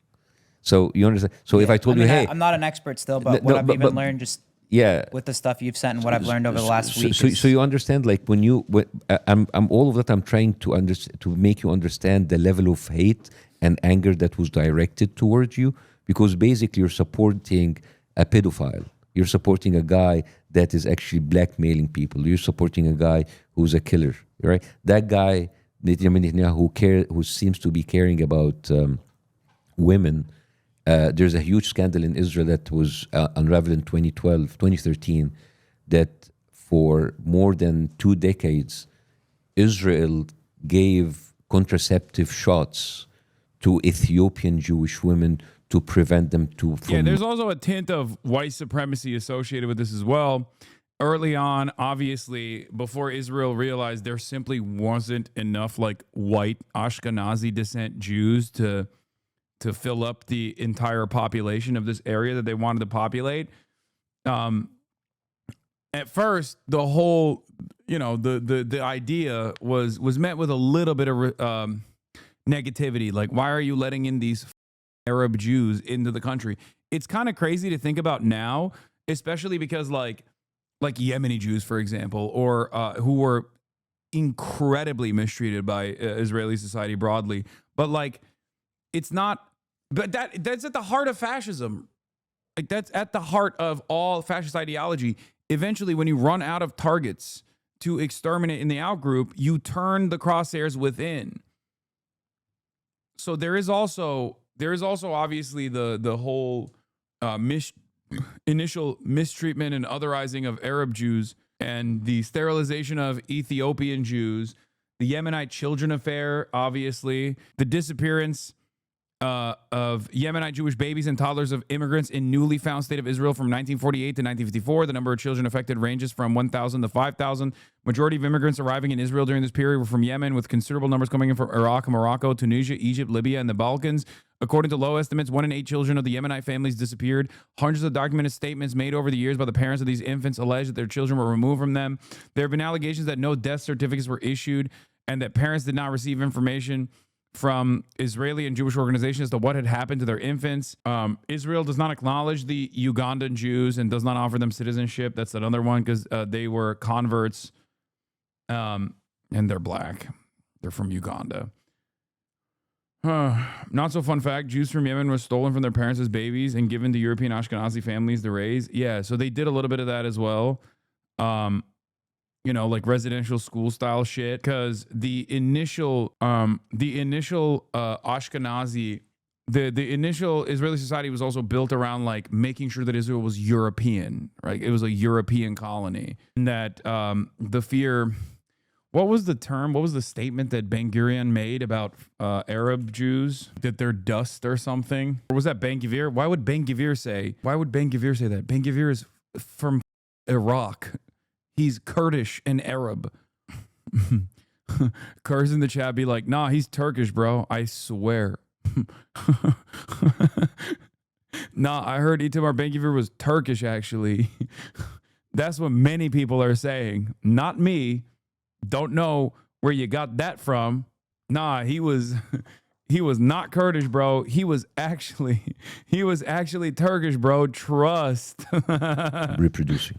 And this was How? Like, how'd they like? yeah, they're gonna pull it up right now. So basically, they were giving contraceptive shots for them in order to prevent them because they were like black Jewish people. And Benjamin Netanyahu was in the cabinet, and they apologized. I wasn't thinking about that. Apologize. How can you apologize for something like that, right? Okay, do you have it? Yeah. Ethiopian immigrants in Israel received contraceptive shots without their consent, and you can find it also in Time of Israel. You can find it in How'd they do that? That well, they would kind of like get them into like routine gynecological tests. And then they would And then just bang? Bang, yeah. And they didn't know what they were being injected with. And this continued from 1998 to 2013. And when it was found out, it was a huge scandal. And Benjamin Netanyahu was in the cabinet. So I'm just telling you, I'm like... Yeah, here is another one. Where is it? The Jewish Power Party lady, someone in the chat brought it up, but said like, I'm a racist. If defending my country from African migration is racist, then I'm a racist. May Golan of the Jewish Power Party, which is Itamar Ben Gvir's party, by the way. Jewish Power Party. Interesting. I wonder why they named it that. That's crazy. That's weird. Okay. All right. Whatever. Nothing to see here. Yeah. May Golan, Israel's self-proclaimed racist politician, nominated as New York Consul General. May Golan has insulted Africans in Israel and disparaged the Reform Movement, the largest Jewish denomination in the U.S. This is from 20th of April, 2023. Israel's Prime Minister Benjamin Netanyahu has nominated a far-right politician who once boasted that she is proud to be a racist as his country's top diplomat in New York. The appointment of May Golan, this is under the Brandon regime as well. The appointment of May Golan was swiftly denounced by Israeli and American former diplomats and the head of the largest Jewish denomination in the U.S. as an affront to the U.S. and damaging for Israel. A group of former Israeli ambassadors said they were shocked by the move. Golan's appointment is outrageous as she is a racist and divisive figure, which is the exact opposite from what Israel needs in such a critical place. Golan, who is a member of the Israeli parliament for Netanyahu's Likud party and a minister without portfolio in the current government, is a supporter of the ultra-nationalist faction in the ruling coalition that is attempting to curb the power of Israel's courts in what has been described as a judicial coup. Golan made a political name for herself by denouncing African refugees in Israel, calling them Muslim infiltrators, criminals. She said many have AIDS, suggested they were spreading HIV by working as waiters, and demanded they be expelled from the country.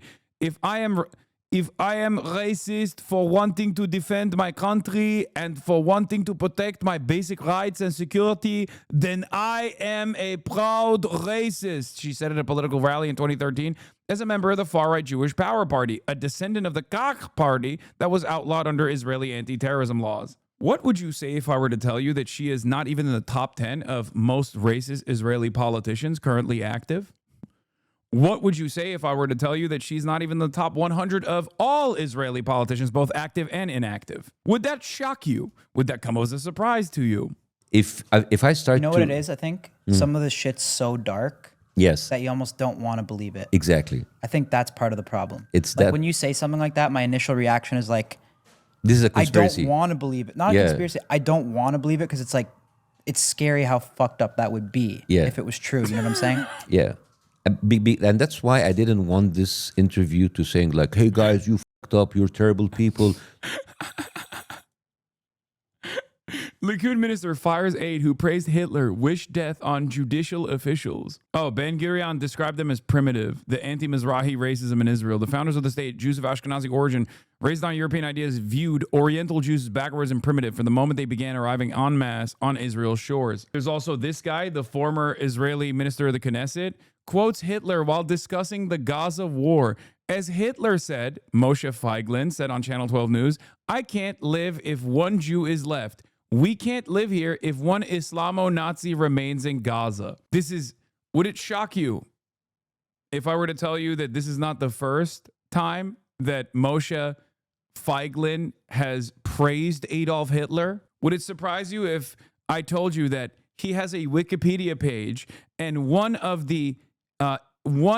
his tabs on his Wikipedia page is Hitler quotes, because he has a paragraph full of times where he has said positive things about Adolf Hitler. Yeah, look, am I lying? Hitler comments, controversy and criticism, Hitler comments. He has an entire paragraph dedicated to his Hitler comments. And then have to come in here and they're like, wow, I can't believe you don't want Israel to remain a Jewish majority ethno state. Like, what the? You can't let them have a little bit of genocide, anti-Semitism much? It's like, what are you talking about? It is a completely insane, completely unsustainable political worldview that they have. Look what you did. And I didn't want to just chase every single lie that Netanyahu says because it's exhausting. I just wanted you to understand the level of psychopathy. How did Israel get to this point, or was it always like this? I mean, Zionism was always like this. It was inevitable that it was going to turn into this. I mean, I think the early Zionists were much more honest about their intentions and how this was a colonial project. I think they're the last, like, I would say there was a period of time, I think after the 6-Day War, where this was like Israel got to revitalize his outlook, like revitalize his PR in the Western world, where there was a moment, there was an opportunity after that point to like make Israel this like technocratic, modern state. But like, if you go back early enough, there are people who literally were initially on board with the project of Zionism and then very quickly turned around and said, oh no, this is Nazi shit going on. One of the people that I'm referencing is famous socialist Albert Einstein, who wrote extensive letters about how what they were doing over there, without having any sort of like binational commitment to living side by side with the Palestinians, was turning into a Nazi project. He was right. He straight up said, I know Nazis. Y'all are behaving like Nazis. This is crazy. And he was actually originally supposed to be the president of Israel. Like, they literally wanted him to be the president of Israel. Albert Einstein today would be considered an anti-Zionist and perhaps an anti-Semite with his position. This regime is, right? Because today's starvation, yesterday is killing, tomorrow it's going to be something else. And it's going to be the same exact loop of discussion. We didn't do it. It's Hamas. It's propaganda. It's like, dude, come on. These are professional liars. Can I ask you a question that I actually just want to understand? Please. It might be a dumb question, but like, No. what, like, in your opinion, what role does Hamas play? Like, do they need to be completely removed from Gaza? Well, again, like, this is the kind of the questions that Here it are is. used in order to distract you from the biggest thing, right? Because I'm just trying to learn. I got the hiccups, Zin hiccups. No, I understand, but again, we're doing bigger picture Yeah. now, right? You have to understand that this all started by people coming from a different country, going into a different country, killing everybody, taking their land. There will have to be resistance movement, whether you call these resistance movement terrorist, whether you, like, I mean, Nelson Mandela was called a terrorist for 20 years of his life, right? He was called Nelson Mandela, who was like the beacon of liberation. He was classified by the American government as a terrorist, right? And people say terrorist because they don't want to get into trouble, because they are classified by the FBI and by the CIA as terrorists. Pre-1967 Israel was widely unpopular with Western Jewry. The Holocaust wasn't even discussed that much before then either. Post-Six-Day War, they capitalized immensely on this renewed interest in nationalism. Finkelstein goes into detail about this a lot. Yeah. I mean, the entire reason for why there was even, Israel had to be in what is now considered historic Jewish land, and all of the other like biblical associations with all of the biblical associations with Israel, all of that is a part of the national mythos that is like relatively new. Theodor Herzl was a secular Jew. He did not give a about Judaism, and initially when he tried to push for building a nation state for Jews, a lot of Jews were like, no, I don't want to do that. That's bullshit. We don't do that. We don't do that. We're Jews. A lot of the original Orthodox Jews themselves were against the development of a nation state, specifically on religious boundaries. And there are still some sects of Orthodox Jews that consider it to be theologically unjustifiable. So it's a lot of this stuff. I mean, Israel is a relatively new country. There are plenty of people who are around that were around when Israel wasn't around.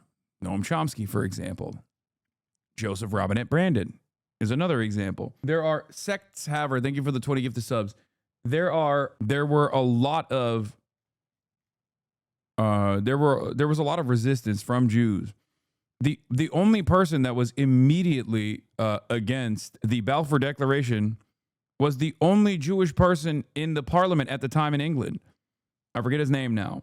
As a matter of fact, Christian Zionism at its inception was not exactly, and still to this day is not exactly pro-Jew anyway, but Christian Zionism was basically the idea that, you know, you got to send these guys to the desert, most commonly pushed by anti-Semitic Christians. Group, so people don't want to get into trouble, and then suddenly the conversation, oh, so you mean Hamas is not terrorists, so you support what they're doing. So you see, I'm just like giving you the bigger picture how these questions are used. And then now Hamas is not even an issue anymore. You went in and you destroyed a whole territory, displacing 2 million people, destroying every hospital. Yeah. Fun fact, there has never been, at any point in time, there has never been on the planet a larger number of Jewish Zionists than there are Christian Zionists. Never. To this day, and even in its inception, there has always been a far greater number of Christian Zionists than there have been Jewish Zionists. Far greater number. And there most likely never will be. Every school, every house. And now people are saying, Hamas, if there was no occupation, there will be no Hamas, there will be no resistance, right? And I find it very funny that Netanyahu have openly admitted that he has emboldened Hamas in order to cause factions inside the Palestinian movement, so they will never have a Palestinian state. And you can Google that as I talk if you want. So again, purposely causing chaos. Yeah, you know, like how you kind of like, you know, finance people and other people in order to they have like an infighting. It's a very common technique, you know, like divide and conquer, you know. So, and this is why I don't want people to get reduced to asking smaller questions. When I just know it's a question everyone asks. No, of course, Yeah. but the bigger question is that you have a genocidal regime using your money to continue with the killing, using your money in order to buy the media to make you continue being ignorant and not knowing what's going on. Yes. Explain this to us more. So, This is interesting. so this is basically for years Netanyahu. This is from the time. What of is what Israel. does it mean by it says Netanyahu propped up Hamas? So basically, they would facilitate them having the stream of money in order to make them stronger and to kill any other liberal opposition or any kind of opposition inside to have like a different representation of the Palestinian people. It's very easy to have your enemy like and paint them as an Islamic terrorist. So you can, instead of trying to have a critical thinking of what's happening, it's like, oh, these are zombies. These are, you know, when you watch a movie of zombies, you don't want to understand about their motives. These are zombies. These are cannibals. These are like terrorists. So you don't spend time in trying to understand the conflict. And Was the eye roll? Because, I mean, it's true. It's far easier to dehumanize a movement that was far easier to dehumanize a movement that is like Islamist in origin, and Hamas is, but that doesn't mean that there aren't like secular forces within Hamas. And that also doesn't mean that like they are oblivious to how they are perceived around the world. They are very aware of how they are perceived around the world. They're not, it's not just that like, I don't think it blew up in Israel's faces. Like them propping up Hamas just blew up in Israel's faces because of October 7, because it wasn't just Hamas that did October 7. It was the entirety of the Palestinian Resistance Front. But it was also what blew up in Israel's faces was that Hamas wasn't Hamas didn't turn out to be the selfish, like self-interested, corrupt party that they thought it would be. Because if they were, they wouldn't have done any of this shit. They would have a long time ago ran away from the Strip, as Israel claimed they did. You know what I mean? Like Hamas has been incredibly conciliatory to any group that chooses to oppose Israeli sovereignty. They don't give a shit. They don't care about the Sunni Shia divide or whatever. Like they don't give about any of that. Obviously, one of their major backers has always been Iran, which is a Shia country. And not only that, but also they are directly invested in the abolition of the Israeli apartheid and creating sovereignty for Palestinians, even if it means that they don't get to hold on to that power. You just say like, okay, this is just like, right? So, for example, when you were in interview and you were talking about New York, and it's like, oh, Mamdani, that guy is like anti-Semitic, right? Where does this come from? Just stuff I see on X. Yes, stuff you see on X, but you don't question why is he anti-Semitic, right? What did he say in and that's the one video that I want to play, guys. Is it the people running for the position of mayor in New York, right? You are a New Yorker, right? You're from New York? No. Where are you from? Colorado. Colorado. Okay, so let's say you are in New York, right? Okay, you're from Colorado. You want the people running for the governor of the governor of Colorado or the mayor of Denver to represent your interest, right? It would be very weird if people started saying, I'm going to travel to a foreign country as my duties as mayor, right? It doesn't make any sense, right? Right. So can you play this video, guys? I wanted to actually say something about that because I think one of the biggest issues right now is like even that I made a mistake on is you see one thing posted and no one does a deeper dive. They just believe the first thing they see. Absolutely.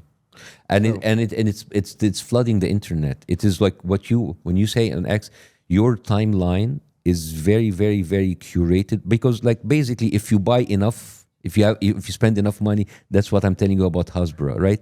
Your timeline is full of the same exact stories about Mamdani being anti-Semitic, about Muslims are terrorists, about it's Hamas. So because it is, Let's see this. Yeah. Okay, play this, please. That's fun. Oh, we're doing a little. So this is just to give people context before you play it. This is during the primary election for the mayor of New York. So basically, you have a pundit saying, like, it is how come a mayor of New York doesn't travel to Israel, and then the other candidates talking about how they feel about Israel. Can you play it, please?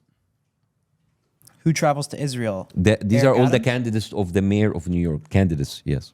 Go ahead. Any mayor that can't say they will go to Israel someday as mayor should not be mayor. Where would you go first? The Holy Land. Go to Israel. Fourth trip to Israel. First trip to Israel. Mr. Mamdani. I would stay in New York City. My plans are to address New Yorkers across the 5 boroughs and focus on that. It is so offensive. If you're wondering, This is Unk talk, okay? This is so funny to me because this is literally Unk talk, okay? This video is straight up made for Unks in Bangladesh, okay?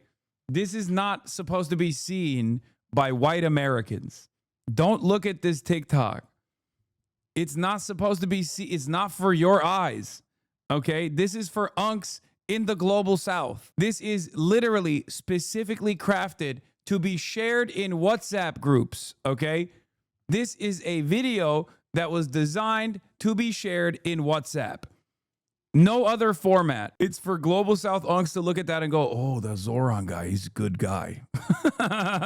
What kind of world considers stop. putting America first as offensive? Okay, stop that. So you see, as an American, as a new American, because you guys were born here, I've been only an American for a few years, and I come to this, I have to ask myself, why is the mayor of a city in America have to visit a foreign country, and why is it frowned upon? It is offensive if you say, I'm going to stay in the city that I was voted for as mayor to serve its people.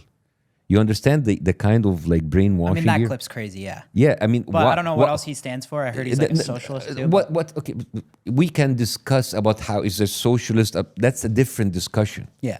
And you can That clip's insane. And you can say I'm not gonna vote for Mamdani because of his economic view. That is quite fair. But No, to it's make not. it a It's not, Bassem. Don't say that. point that he has to visit a foreign country, and if he doesn't, that is enough for disqualifying him, even that's from the discussion. stupid, That is Why would crazy. a mayor need to visit a foreign country? Thank you. And why is it like if you say Like that a federal, that's different. But a mayor, if you're staying to serve your people that voted for you, why are you being penalized? And it's offensive not to visit Israel. Why? New York's got enough problems. It's crazy, man. Yeah. It's crazy. I think like he is trying to serve his people, but he's being called anti-Semitic because he doesn't want to go to a foreign country. It's crazy, right? There's got to be other reasons they're saying he's anti-Semitic. I mean, though. like, Correct, Bassem, or not? what? Is there other reasons they say he's anti-Semitic? It can't just be. I mean, you tell me. I don't know. I don't know. Why does Steiny think he's anti-Semitic? Apparently, he says so. Either I haven't because it is the easiest thing. He's anti-Semitic. He's terrorist. He hates the Jews, and that's a conversation stopper. You know when you guys all about free speech, right? Imagine every time you try to tell a joke that's racist, all right? Oh my God, that's so offensive. It's like why? What did I say? And nobody will explain to you why is it racist. And nobody will explain to you why it's stupid. It's just like, and it's a way to intimidate people. If you start calling people anti-Semitic, it's just like anti-Semitism is dangerous, but it's not the only ism that matters, right? You cannot just like stop people's conversations like that's anti-Semitic. Where is that is anti-Semitic? And you have to understand like That's not. Yeah, exactly. That's not when you have like, oh, he's a socialist. Then let's talk about what do you mean he's a socialist? What is it? And when he say like he's gonna do like affordable prices in supermarket, why is that socialist? I'd have to look into it more. Yes, Again, I'm exactly. not- So tell me, but if that would stop you from voting for him because he just say I'm gonna serve my people and stay for the country for the city that voted for me, that is remarkable. Well, That yeah, is it's pretty not ba- anti-Semitic. It's pretty basic. Yeah, yeah. It's not any. Well, so what do you say? I mean, in Israel, they get healthcare and housing to settle in the West Bank.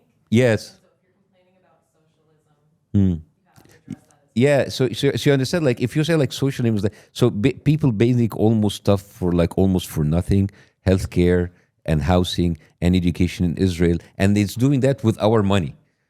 That is not even socialism. That is like grand theft. You know, like why is my money going there to support the lifestyle of people staying in illegal settlements built on Palestinian land? That is crazy, man.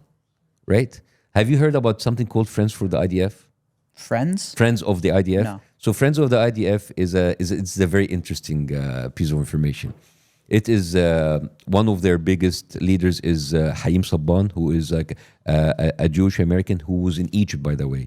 He immigrated from Alexandria, and he settled in the United States. That guy is so huge in the Hollywood business. That guy owns the franchise for Power Rangers, Teenage Mutant Ninja Turtles.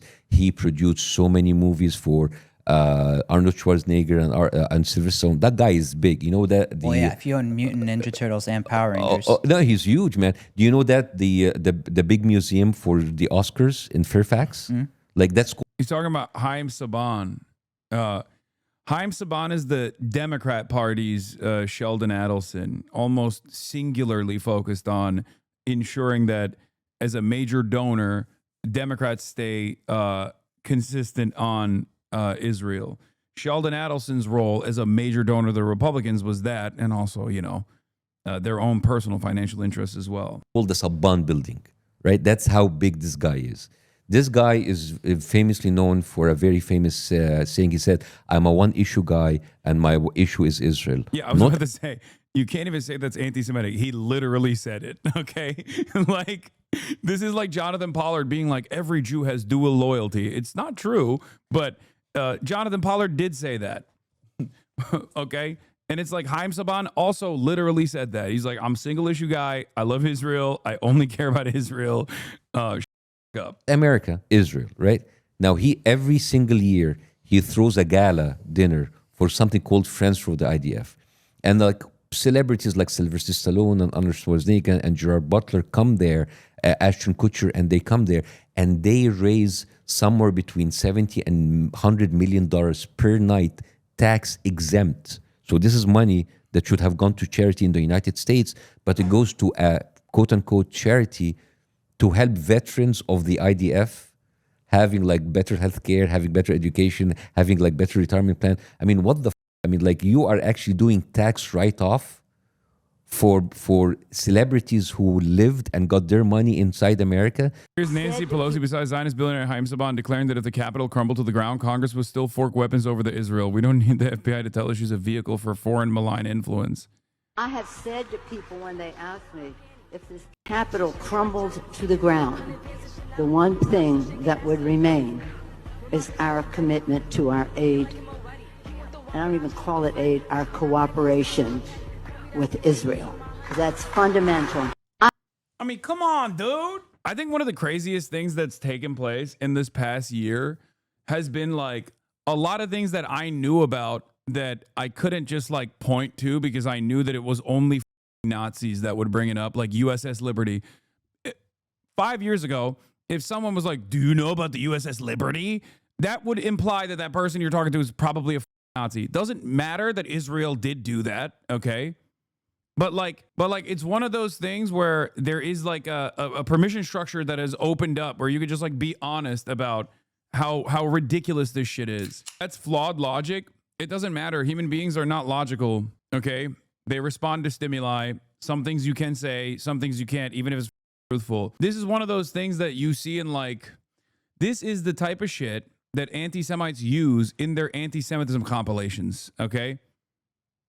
Like this, just by virtue of like how 14p this video is probably in a compilation where then they'll interlace it with like some rabid Kahanists that are talking about how like the goy are cattle or some shit to be like, see, this is what they think of Christians. You know what I mean? It's like, that's usually what you would normally see this kind of footage interlace with. The conspiracy edits. Yeah. As Felix consistently says, one of the funniest things that Nazis think is happening is they assume that like the ultra-Orthodox community in New York is like the secret power brokers.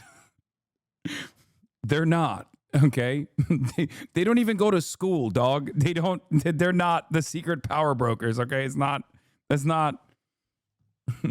He says they can't even do without scrutiny. Yeah, people being like, oh my God, they got tunnel systems. They got the Chabad tunnels. Like before 10/7, stuff like USS Liberty was niche info to know about. If you knew it, either you were a principled early anti-Zionist or you were a Nazi. Now it's widespread knowledge due to the genocide drawing attention and scrutiny to Israel in its past. That doesn't mean the Nazis won here. It means the anti-Zionists did. Yes. But Americans do have a tendency to believe, because of their lack of interest in like thinking about America's involvement in this, they have a tendency to look for some kind of secret conspiracy, and that, I'm fearful, pushes them in the direction not of like principled anti-Zionism, but instead of anti-Semitism.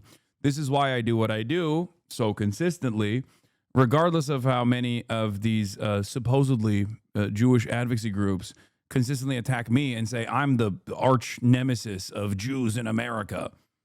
Because I'm very fearful that Americans, I know Americans, they're just like much more, they're much more easily duped by a narrative that conveniently creates a villain that they can point to.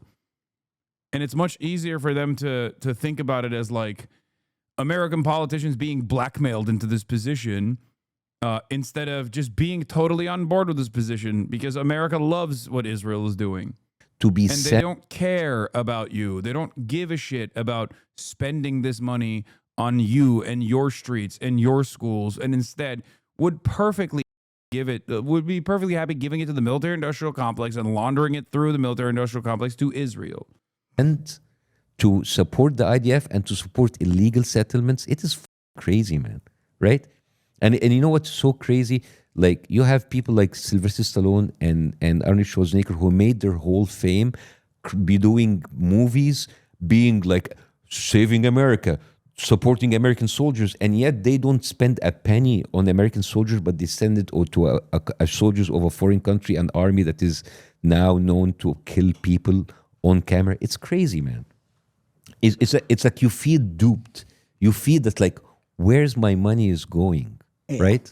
Well, a lot of Americans I see on the internet now are, really turning on Israel. I think people are really fed up with it. I mean, they don't like how we're sending money to Ukraine, and they don't like how we're sending money to Israel. It's kind of the same thing, right? Like, why are we sending our tax money to other countries? Yeah, but you, first of all, you're sending far more money than Israel, and second of all, like, at least like, I don't like actually sending money to Ukraine too, but at least like, all right, you're sending it to Ukraine because they're sending it against like a nuclear power like Russia, but like, you are sending money to Israel to kill civilians.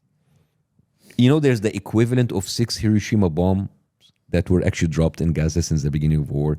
The equivalent, the amount of explosive power. You finance that without you having any say in it. If this is not theft, I don't know what it is. So again, I'm trying to explain to you the anger that was directed against you far exceeds the fact that you just platform Netanyahu. You're basically siding with everything that this country stands for. And many influencers like you who are having a huge platform are being used every day with these free trips to Israel in order to put makeup on a genocidal regime, and in the same time, you like getting the most racist tropes for Palestinians inside. I mean, that video, guys, that you did, it has 7.5 million views on YouTube. Even if October 7 didn't happen, you unknowingly were used as a part to launder their propaganda and give people, and just like go into their heads and just like plant these horrible images about Palestinians, so people's like, oh, there's like a bunch of people staying in tents, it's okay to kill them. So you understand? No, I'm just trying to digest it. Yeah. To be honest. Yeah, well, there's a lot to digest. Yeah, so it's the toughest thing, back to the starvation of the kids, right? Mm-hmm.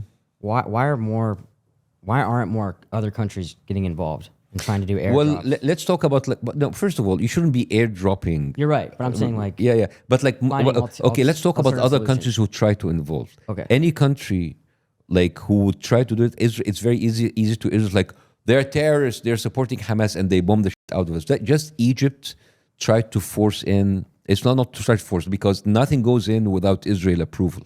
Because let's say, for example, Egypt comes, it's like, okay, we're going to put our stuff in. Israel was going to bomb the convoy like they did many times, like Hamas. Because you will have many people like, oh, it's Hamas, it's terrorists. Once it's terrorists, you can do whatever you want, right? And the fact that like other countries are trying and cannot do anything, it just tells you how much of a bully this country is. They have already bombed Syria, Lebanon, Iran, Yemen. They have bombed the West Bank, where there's supposedly not Hamas. They have killed like thousands of people there, and have already like have put 15,000 people in jail in the West Bank. Nobody's talking about the West Bank.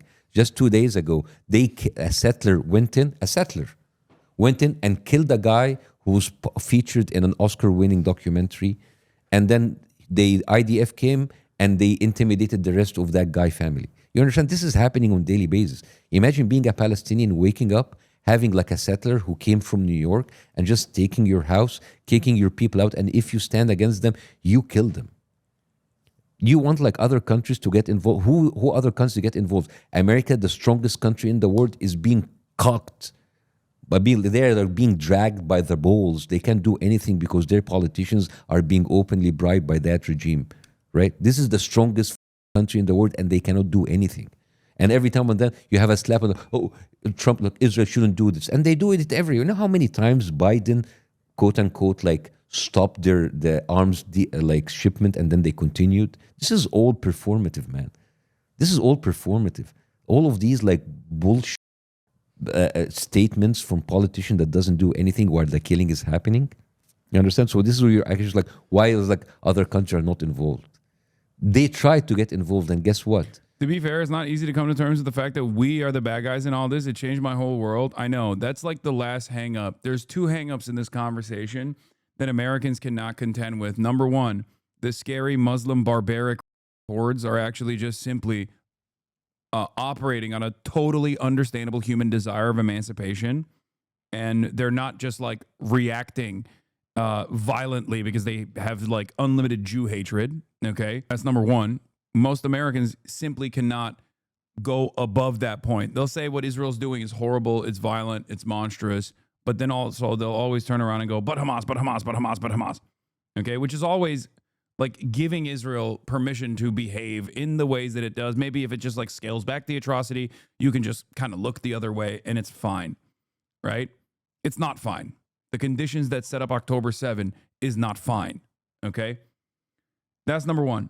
Number two is America's involvement in this.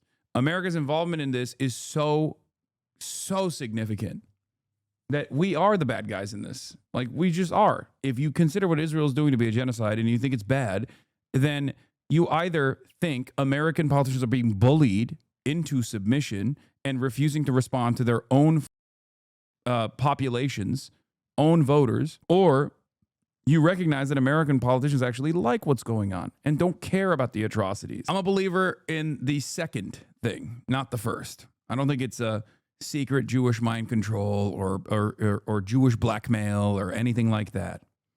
Jew this, Jew that, okay? No, I think it's America's own personal investment in the region and how much of a formative role Israel plays in that design. Have they allowed Israel to basically take over and direct American foreign policy in the Middle East? Absolutely. I would say that it accelerated after Barack Obama. I think Trump 1 was the definite kickstart of like Israel grabbing onto the wheel and just moving the car around. Because people point to like George W. Bush, neocons, certainly, right? That was a lot of Israeli influence. There was a scale back from that in the Obama administration. But of course, our commitment to Israel was still solid, make no mistake. But Donald Trump accelerated that process so dramatically. I think previous Republican and Democrat administrations would have most likely pulled the plug on all of this a long time ago. Not even for, how are you so sure there isn't any blackmail element to this? No, make no mistake. There is a blackmail element to this, but it's not as significant as you think. If you think that Israel or Mossad has literally piss tapes or sex tapes of every single American congressperson, you're out of your mind. That's not the case. There is plenty of blackmail that takes place for one reason or another. I'm not even like, and bribery takes place as well. Lobbying is obviously significant, but it's a combination of everything. It's a combination of all of that. But the most important factor here is the allowance that we have given Mossad to even operate on U.S. soil, or the allowance that we've given Israeli officials to operate on U.S. soil with impunity. That is not because of the blackmail. That is because of Israel's position as an incredibly important asset in America's foreign policy. Israel's position historically as an incredibly important asset as an anti-Soviet destabilizer at a time when pan-Arabic nationalism was taking root in this region, a region that was very important for trade, a region that was also resource rich with oil. If Israel as a unsinkable aircraft carrier in a resource rich region was not such an important part of America's initiative for the resource that runs the planet, okay, then we would not have allowed the Israeli espionage agencies to like even operate inside of America, or we would not have allowed Israel to have a sophisticated propaganda network that operates with no repercussions, with no pushback whatsoever on U.S. soil and in the Western world in general. I've said this before with the NRA. People love to point to the NRA to say that the NRA is the most powerful lobby in America. It's like the NRA is the reason why we have, no gun control. It's like there's truth to this, for sure. The NRA, first and foremost, is interested in conveying the profit incentives that the gun manufacturers have, and making sure that American politicians never step out of line. However, the NRA or even other gun lobbyists are not the reason why American politicians are so pro-gun. Okay? America is pro-gun. And therefore, the NRA is there to kick in with donations in times of importance when politicians feel like they have to respond, like in the aftermath of Sandy Hook. Okay? I remember I covered it. Like, there was in the aftermath of Sandy Hook, Americans got together and there was a bipartisan bill that was pushed in Congress. Okay? It was, I think, Mike Crapo and the other guy, I forget who it is. Anyway, they put forward a bipartisan bill to universalize background checks. Okay? To just like stop some of these loopholes. Yes, in 2013, I was literally at the Young Turks. And there are videos of me from like 2014, 2015, even in 2016 where I talk about this issue specifically. You can go find them if you want. Anyway, I was doing research at the time. But listen, when Sandy Hook happened, people were shocked. Okay? People were horrified. It was the closest that we ever got to any sort of reasonable gun control, or at least like moving in the direction of reasonable gun control. There was a bipartisan bill that was put forward that was supposed to expand background checks and close some of these loopholes for background checks. There was a lot of appetite for this amongst the population. Even NRA card-carrying members themselves wanted an expansion on background checks. But the NRA, with all of its money, went to every single congressperson and told them, do not vote for this bill. That's what lobbying is there for. At times when the public gets very angry about a particular thing and demands change, and politicians are forced to respond to it, but then lobbyists come in and say, don't do that. You're not supposed to do that. You can't do that. We gave you a lot of money. That's what lobbying is there for. It's there for that. It's there for writing legislation because politicians are lazy. They don't want to write it themselves. It's there for reading the legislation, you know.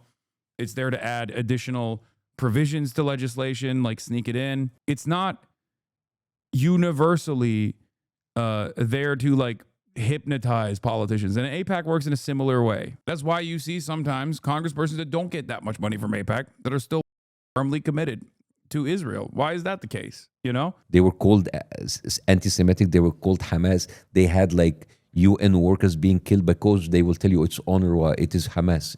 It's just like it's so f***ed up, right? It's very f***ed up. Right? But what I'm trying to understand, and what, in your opinion, how do we solve this? How do we have peace? Like everyone wants peace, but how do we?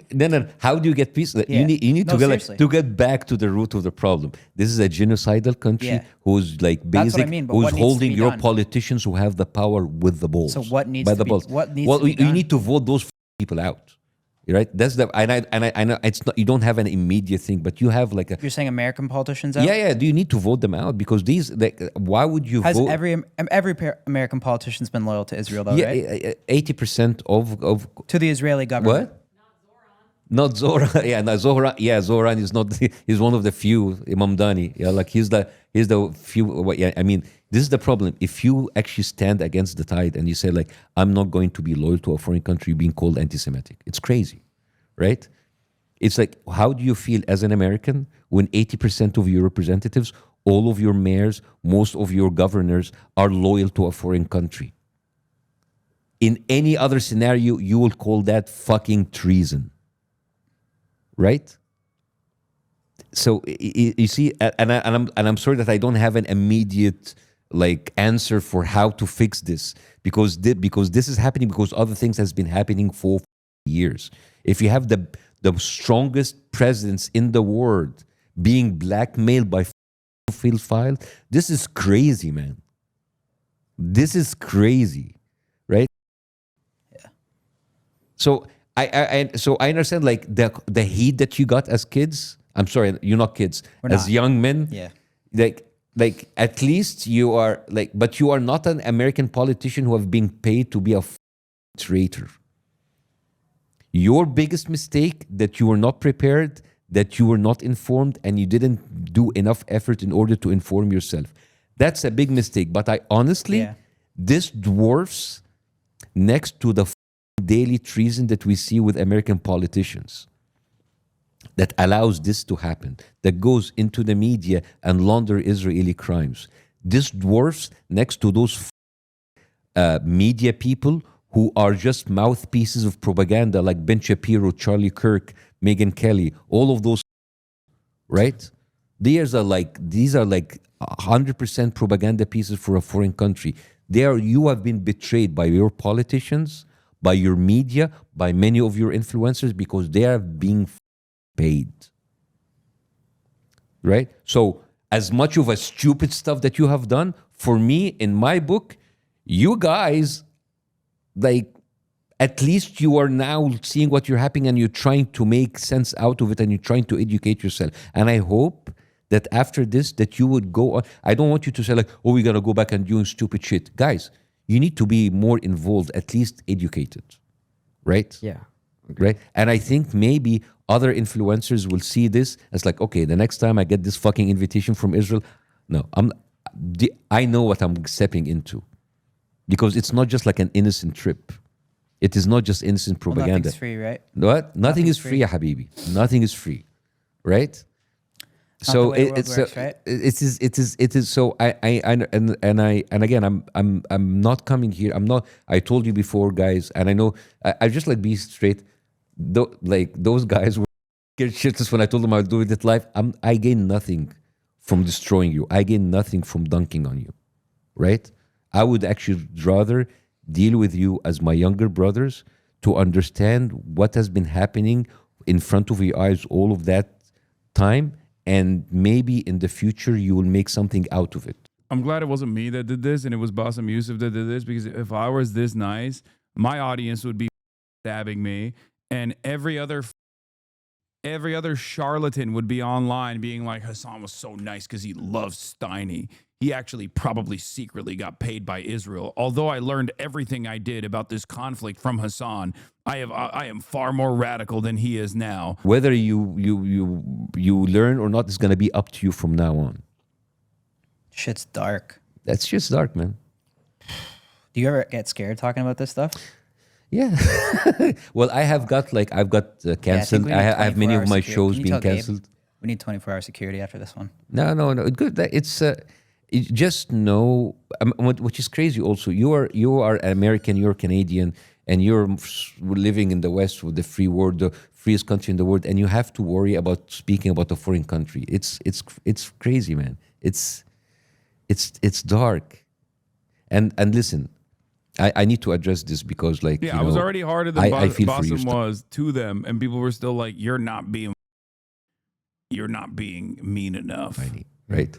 And I think we should, like, I want you to actually talk and talk about how difficult it is for you being like, because I'm sure there's like friends from you've already been hated by one side, but there are people like from your friends, your immediate community, who are actually like, or already angry. You said many times, there's nothing for me to gain from this. You said this many times. And I want you to give you the space in order to just like talk about this too. Yeah, I just think the lack of education and stepping into something so serious was probably a mistake.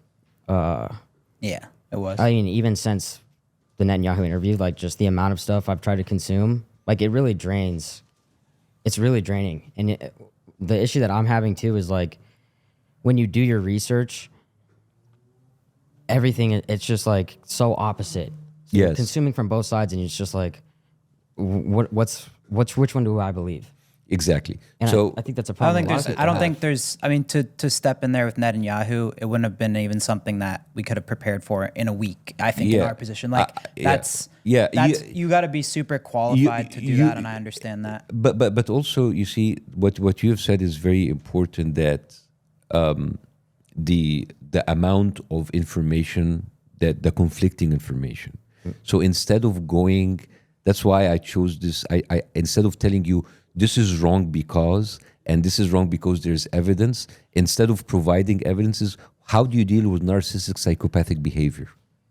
You block them. You know that everything that comes out of their mouth is a lie. I just showed you that they have bribed our politicians. They harbor pedophiles. They have killed American soldiers. They have done so much bad. They have lied so many times. So there is no reason for you to believe anything that comes out of their mind, right?